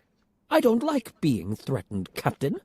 And Gadgetzan has fought off pirates and bandits before. I am neither of those minor nuisances, and I thought I was speaking to a pragmatic individual." Noggenfogger chewed on this. He was pragmatic. In fact, he prided himself on his pragmatism. He believed this man's threats were real and significant, and he owed no allegiance to any human boy. A day out of Gadgetzan, aboard the vessel of his deliverance, Aram studied his maps. He worried a little, but only a little, about whether he had made the right choice. In any case, they had escaped Malice. The inevitable was at sea, closing in on the schooner Crustacean, bound for Stormwind Harbor. Noggenfogger had tipped off Malice that the boy and his friends had booked passage upon it. Malice had suspected a lie, but Noggenfogger was able to show him a manifest and a receipt confirming everything. Malice now suspected Noggenfogger had intentionally waited to pass the information along until after the schooner had set sail, thus forcing Malice to leave Gadgetzan to pursue. But the Baron hadn't waited too long. The Crustacean would be overtaken in a matter of minutes, and this time, nothing would stop Malice from getting that compass and reclaiming the Diamond Blade. It's funny where your mind goes when you have a moment to breathe, Aram thought. I never did get to see Spring Song change into a feathered moonkin. Oh well. He heard shouting and stood up to see what was wrong. Back in Gadgetzan, Noggenfogger was still not happy about giving in to Malice's blackmail. The Baroness could tell the thought disturbed her husband, and stroked his long ears to soothe him. He was indebted to her, his little sprinkle, for these attentions, and also for being the source of their relief. Somehow, she had learned about the Crustacean and had told her husband that the boy and his friends had booked passage upon it. He had passed this intelligence on to Malice to get that maniac to leave his town. Sprinkle gave Marin a little kiss on his pate and told him not to fret. After all, there was little to fret about. The pirates were gone, heading for a ship that held no one she'd ever met. He said he was very grateful to her for always putting his needs first. Ha! She smiled to herself and thought warmly of past loves. Aram pushed open the door of the bridge to see what the shouting was about. It was Gazlo and Sprocket arguing at high volume over the most efficient steam quotient, whatever that meant, to keep their vessel moving at the optimal speed, whatever that was. Aram tried not to smile as he stepped back and quietly closed the door again. He moved to the edge of the gondola and leaned out over the side, his eyes wide with the wonder of it all. The Zeppelin cloud kicker soared far above the shining desert sands of Teneris, with both the sparkling waters of Thousand Needles and the deep rainforests of Feralus in clear view from this astounding height. They were heading north to Gazlo and Sprocket's next mega event in some place called the Charred Vale. Aram had ridden a wyvern, but that hardly stole any thunder from what he was currently experiencing. A ship. A ship that flew through the air. What would they think of next? "The view's plenty spectacular, isn't it?" said a voice behind him. "I would think it the kind of view a good artist would want to capture." Aram turned to smile at a smiling Charnas, who was fulfilling his duties as Mega's official artist by coming along for the ride with his cousin. Yes, his cousin, Gazlo. The two artists leaned against the rail and began sketching. Aram sketched the view from Cloudkicker, and then sketched Cloudkicker itself. He sketched the crystal sword hilt, and he even forced himself to sketch all his enemies together. Captain Malice, Baron Regol Valdred, the Whisper Man, the troll Zathra wearing her scorpid as armor, and the ogre Throg. Not satisfied with that grouping, he sketched them all again, but this time added the Birdman, the female ogre, the ogre twins, and the two-headed ogre, the pot-bellied ogre with the ram's horn, the towering giant who was always yawning, and towering behind them all, the shadowy horned figure with the burning edges. Putting their images to paper seemed to exorcise his fear of them. Besides, he had left them all behind in Gadgetzan, and he doubted that even Malice could find a way to follow him now. He put his sketchbook back in his pocket and stood up straight. Charnas said, "I've been thinking about your Uncle Silverlane. I'm fairly certain that the last time your father mentioned his brother, he said something about having left him in the north. Like, in Stone Talon? He wasn't that specific, but I'm fairly certain he was referring to northern Kalimdor, and not the north of the eastern kingdoms, nor the far north of Northrend. So, maybe I might find him up this way? You never know." Aramar Thorn mused on the possibilities. Charnas interrupted the boy's musings by clearing his throat. He said, "I'm considering a new project. A new book." "About Mega?" Aram asked. "Perhaps. In part. I'll cogitate on it for a good little while. Let it play round and around my brain for a bit. Then I'll let you know. I'd like that. Maybe you'd like to contribute some illustrations." "Are you serious? I'd really like that." "Well, we'll see." Aram was practically floating, as if he could kick a few clouds himself, when he left Charnas to join his friends. Murky, Hackle, Drella, and Makasa were all together in their cramped cabin. Makasa periodically looked out the window, shook her head, and grumbled. "Makes no sense. This thing doesn't even have wings." But when she saw Aram, she managed to smile. Gazlo had agreed to take the 5 of them north, for a minimal charge per head. Not all the way to Thaldara Overlook. But the map Aram had studied indicated that the Overlook was little more than 2 days' walk from the Charred Vale. That was close enough for this crew. Aram pulled the compass out from beneath his shirt and glanced down at it. Its needle still pointed toward Lakeshire and home. Or rather, it pointed toward the next shard, which just happened to be in that same direction.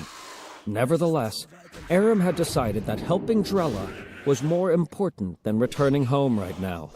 Even more important than his quest for the Diamond Blade. He'd return to that quest eventually.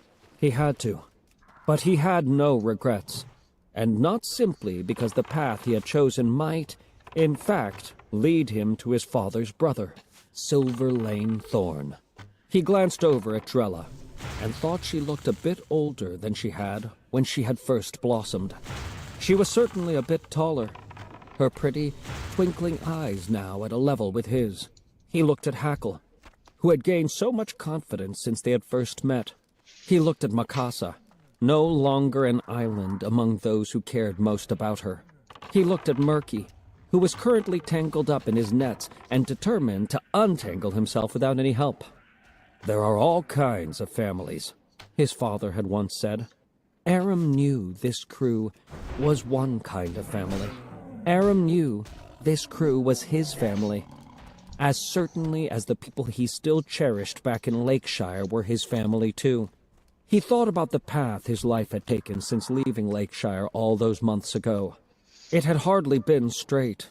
Often, in fact, it seemed to be spiraling out of control. Yet every step he'd taken had led inevitably toward more friends, new wonders, and a greater understanding of the world around him. And what he understood most clearly now was that it was all connected. One thing led to another. His mother had nudged him toward his father. His father had introduced him to his sister Mikasa. His journey with Mikasa had led them to Murky. Even their encounters with Malice had brought him in contact with Hackle and with Thalys, who had literally placed Tarandrella's acorn in his hand. And who knows, maybe Drella would lead him to Silverlane. Thalys Grey Oak's words resonated for Aram, now more than ever. There is a harmony to nature, a way and a flow, like the path of a river, like the path through the soil that a stem takes to find the sun. Do you think it is any different for beings such as we four travelers? I am not talking of guarantees. A river may be dammed, a stem may be chewed away by aphids or grasshoppers, and a traveler may be diverted in any number of ways. But the flow exists, and we are, without a doubt, a part of its whole. 5 travelers instead of 4 now, but otherwise, these words seemed as true as ever. Maybe truer. So first, before Aram did anything else, he knew with certainty that he must help his dryad friend become all that she was meant to be. He believed, quest or no quest, shards or no shards, blade or no blade, that such a path was one his father would have chosen for him. Not a straight path, certainly, not a straight line, but a winding way, and a spiral flow that would ultimately connect with all that Aram was meant to see and experience, ultimately bringing him to the desired end. Assuming there was an end, or even should be. And this rambling chain of thought gave Aramar Thorn peace. Seeing a way clear, Aram stepped over to Murky and yanked on one end of the Murloc's net with a slight spiral motion. His small green friend instantly tumbled free. "How about another reading lesson?" he asked, to the applause of Hackle, Murky, and Drella. Mikasa nodded her approval, and Aramar Thorn nodded back. And somewhere, Aram thought, Graydon Thorn is nodding down on me as well. Chapter 45. One Last Nod. In Outland, the prisoner wasn't nodding, though nothing would have given him more pleasure than to nod off and dream. But this week, the Dreadlord had given the order that the Burning Legion's prisoner not be allowed to sleep. Thus, every time he had begun to nod off, a blasted imp would poke him in the ribs with a red-hot brand. The prisoner thought the searing pain of the brand was less of a torture than the forced wakefulness. But it changed nothing. By his own calculations, The prisoner had spent nearly 2 months chained in this deep, dank, dark dungeon. High Lord Zarex had been trying to break his spirit all that time. In fact, Zarex had, in one way or another, been trying to break his spirit for over 20 years. Clearly, however, Graydon Thorn was not an easy man to break. This is Ramon Diocampo. We hope that you have enjoyed this production of World of Warcraft, Traveler, Book 2, The Spiral Path, by Greg Weisman. This audiobook was produced by Dion Audio and directed by Sebastian Zetten. Executive producer, Melissa R. Ellard. Print edition published by Scholastic Inc. Text copyright 2018 by Blizzard Entertainment Inc. Production copyright 2018 by Scholastic Inc. All rights reserved.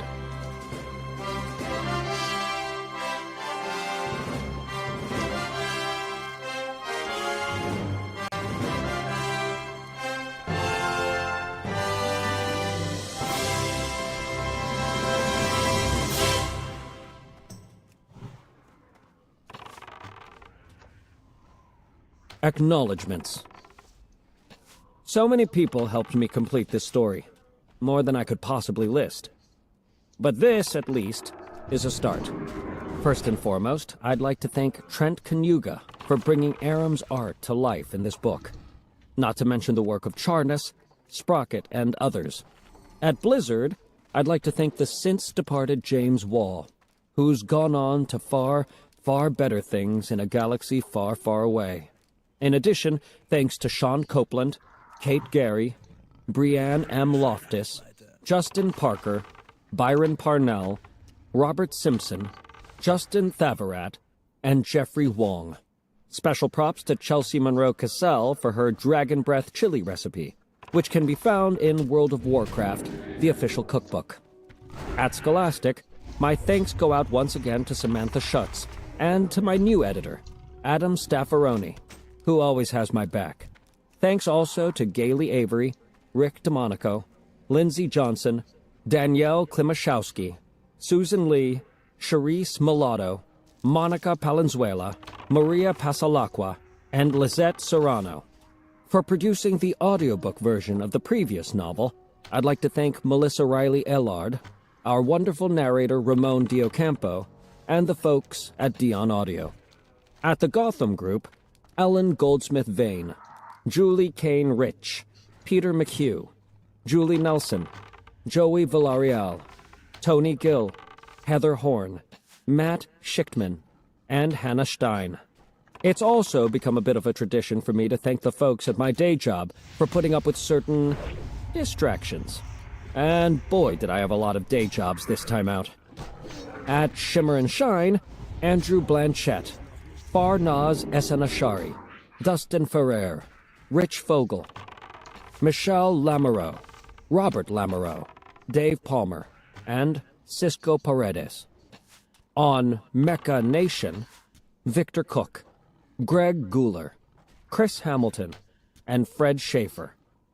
At Young Justice, Sam Aids, Brent Anthony, Jay Bastian, Christopher Berkeley, Phil Bourassa, Jonathan Callan, May Catt, Marlene Corpus, Peter David, Nicole Dubuque, Joshua Hale Fialkoff, Rich Fogel, Ariane Gamelin, Paul Jacopo, Tiffany Grant, Julie Harrow, Vinton Hewk, Kevin Hops, Brian Jones, Curtis Kohler, Leanne Moreau, Bobby Page, Francisco Paredes, Tom Pugsley, Sam Register, Andrew Robinson, Jamie Thomason, Michael Vogel, Mel Zwire, and especially my producing partner, Brandon Vietti.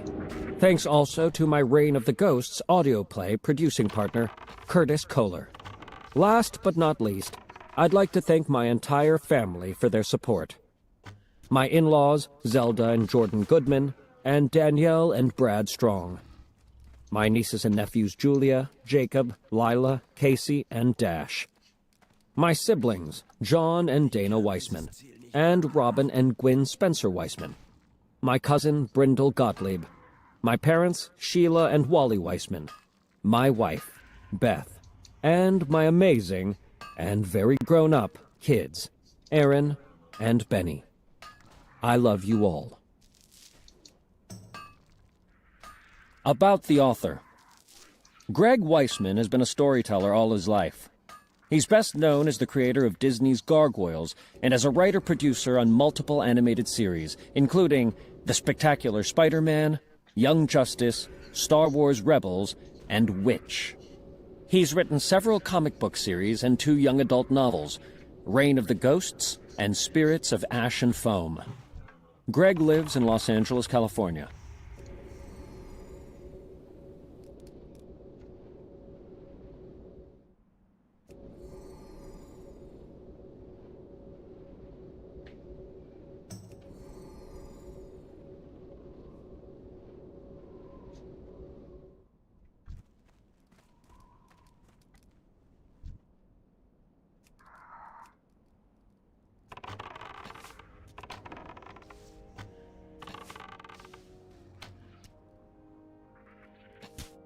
Ich muss näher.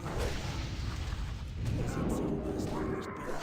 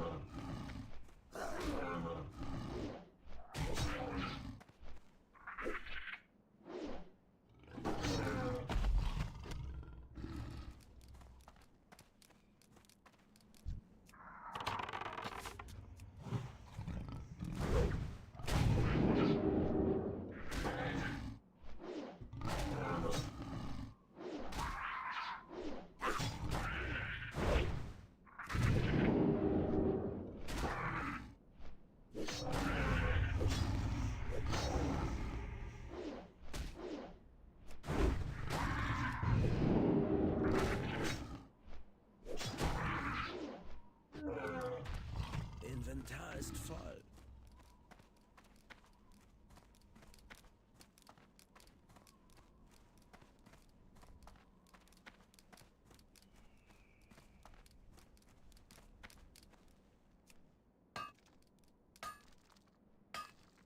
Ich kann nicht mehr tragen.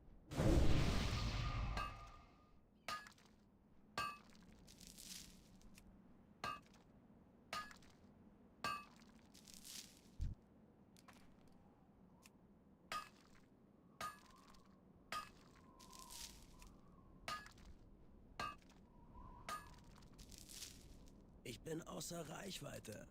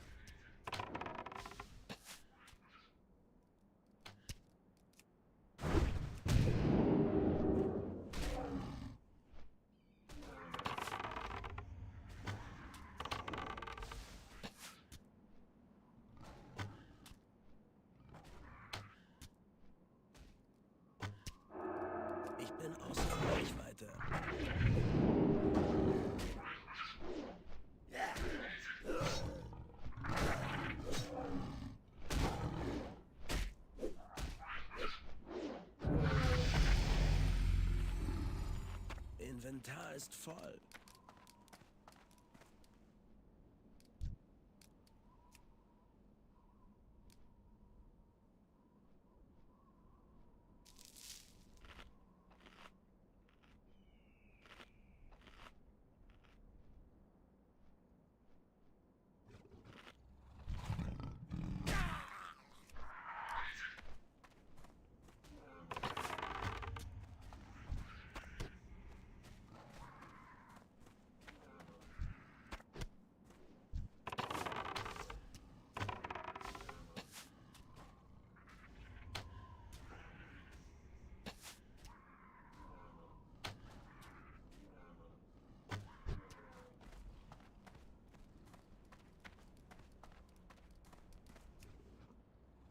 Ich habe kein Ziel.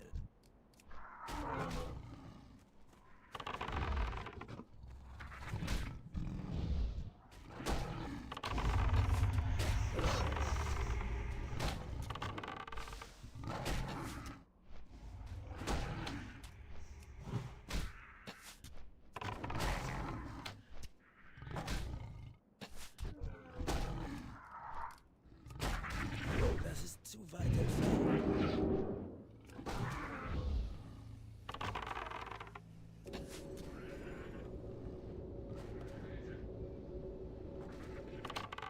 Kann ich noch nicht wirken.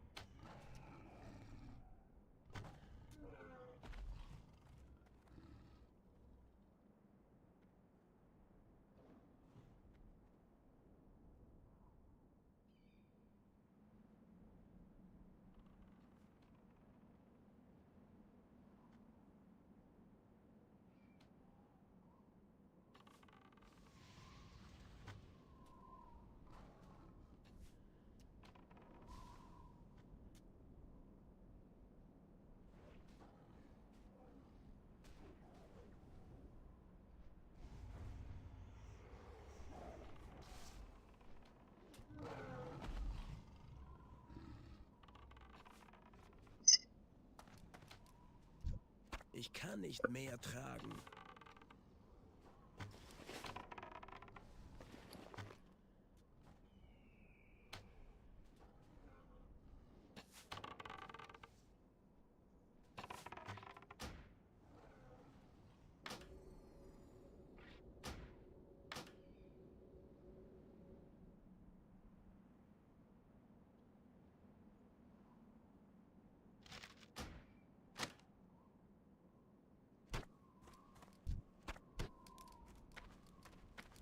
Grüße.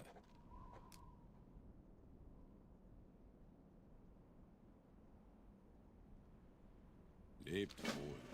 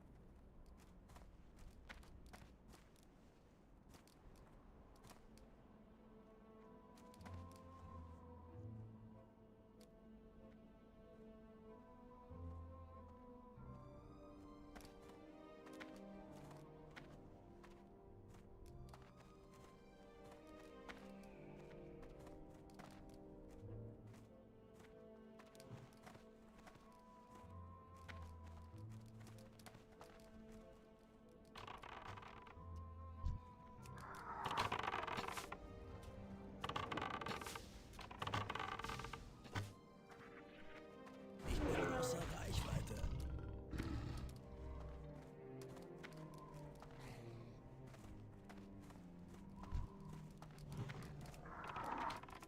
Das ist zu weit entfernt.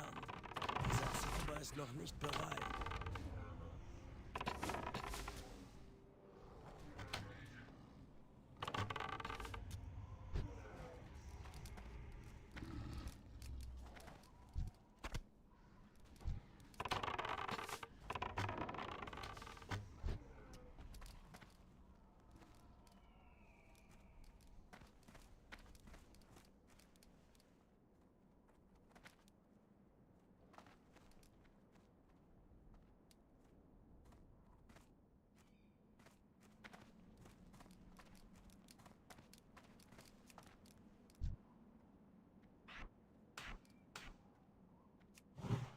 Ich muss näher ran.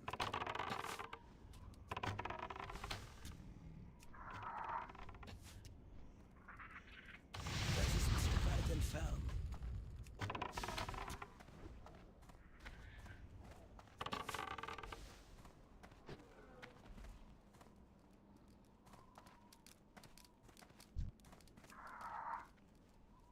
Ich bin außer Reichweite.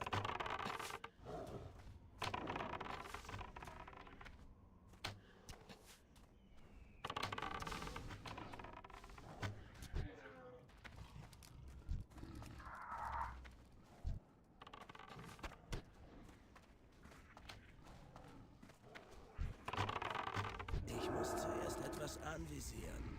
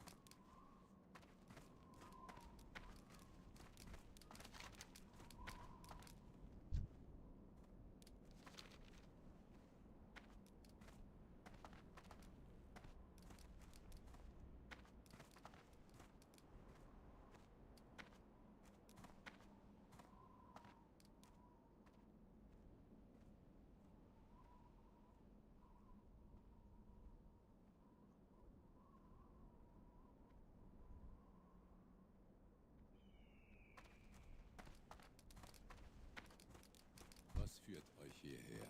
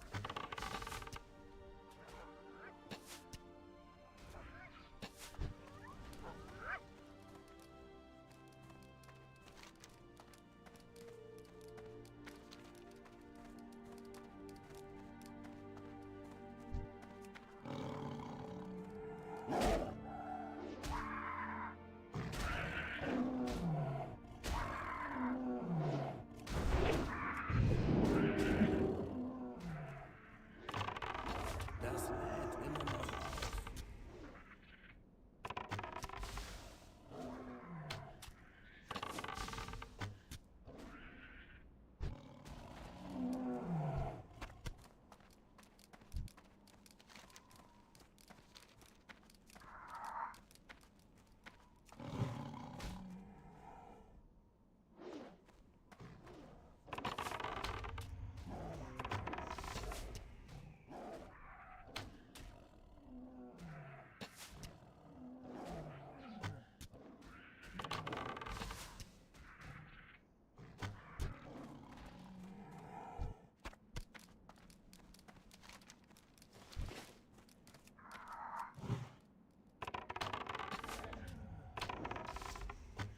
Ich bin außer Reichweite.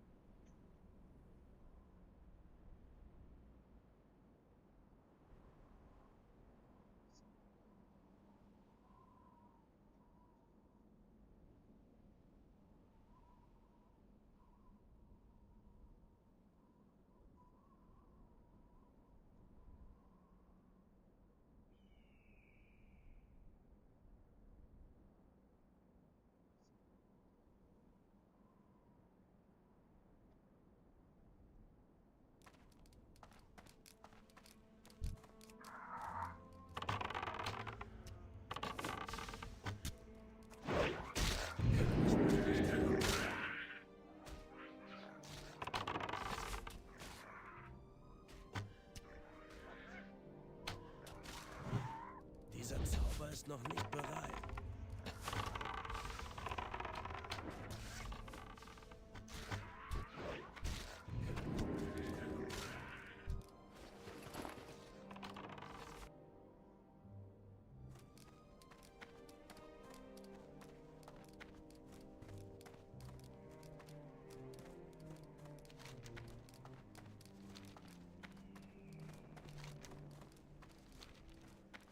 Seid gegrüßt.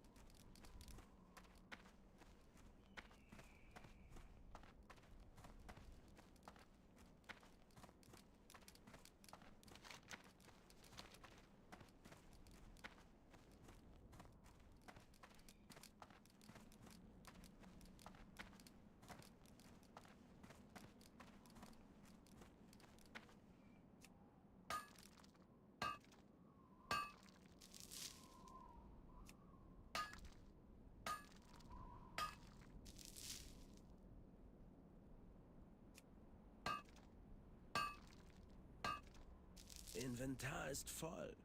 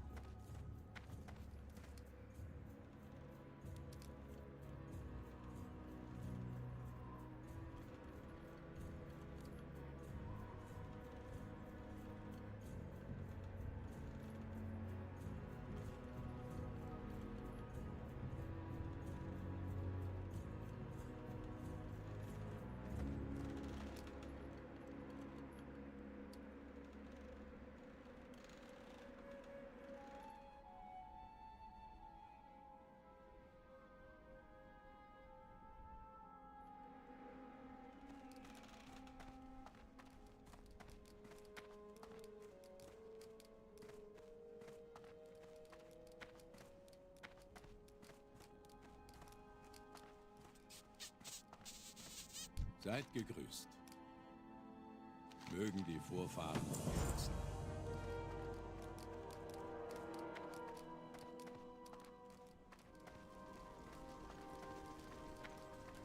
Was führt euch hierher?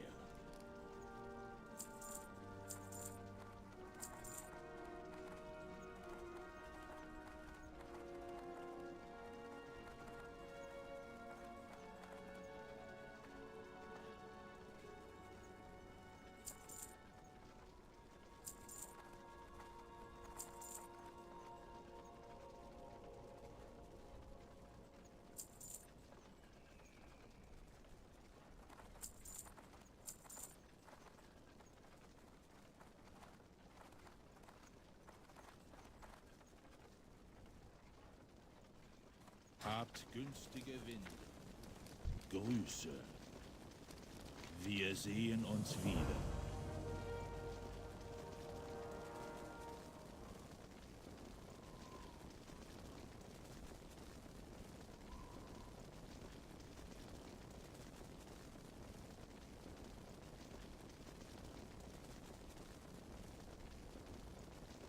Möge die ewige Sonne euch bescheinen. How? Geht in Frieden.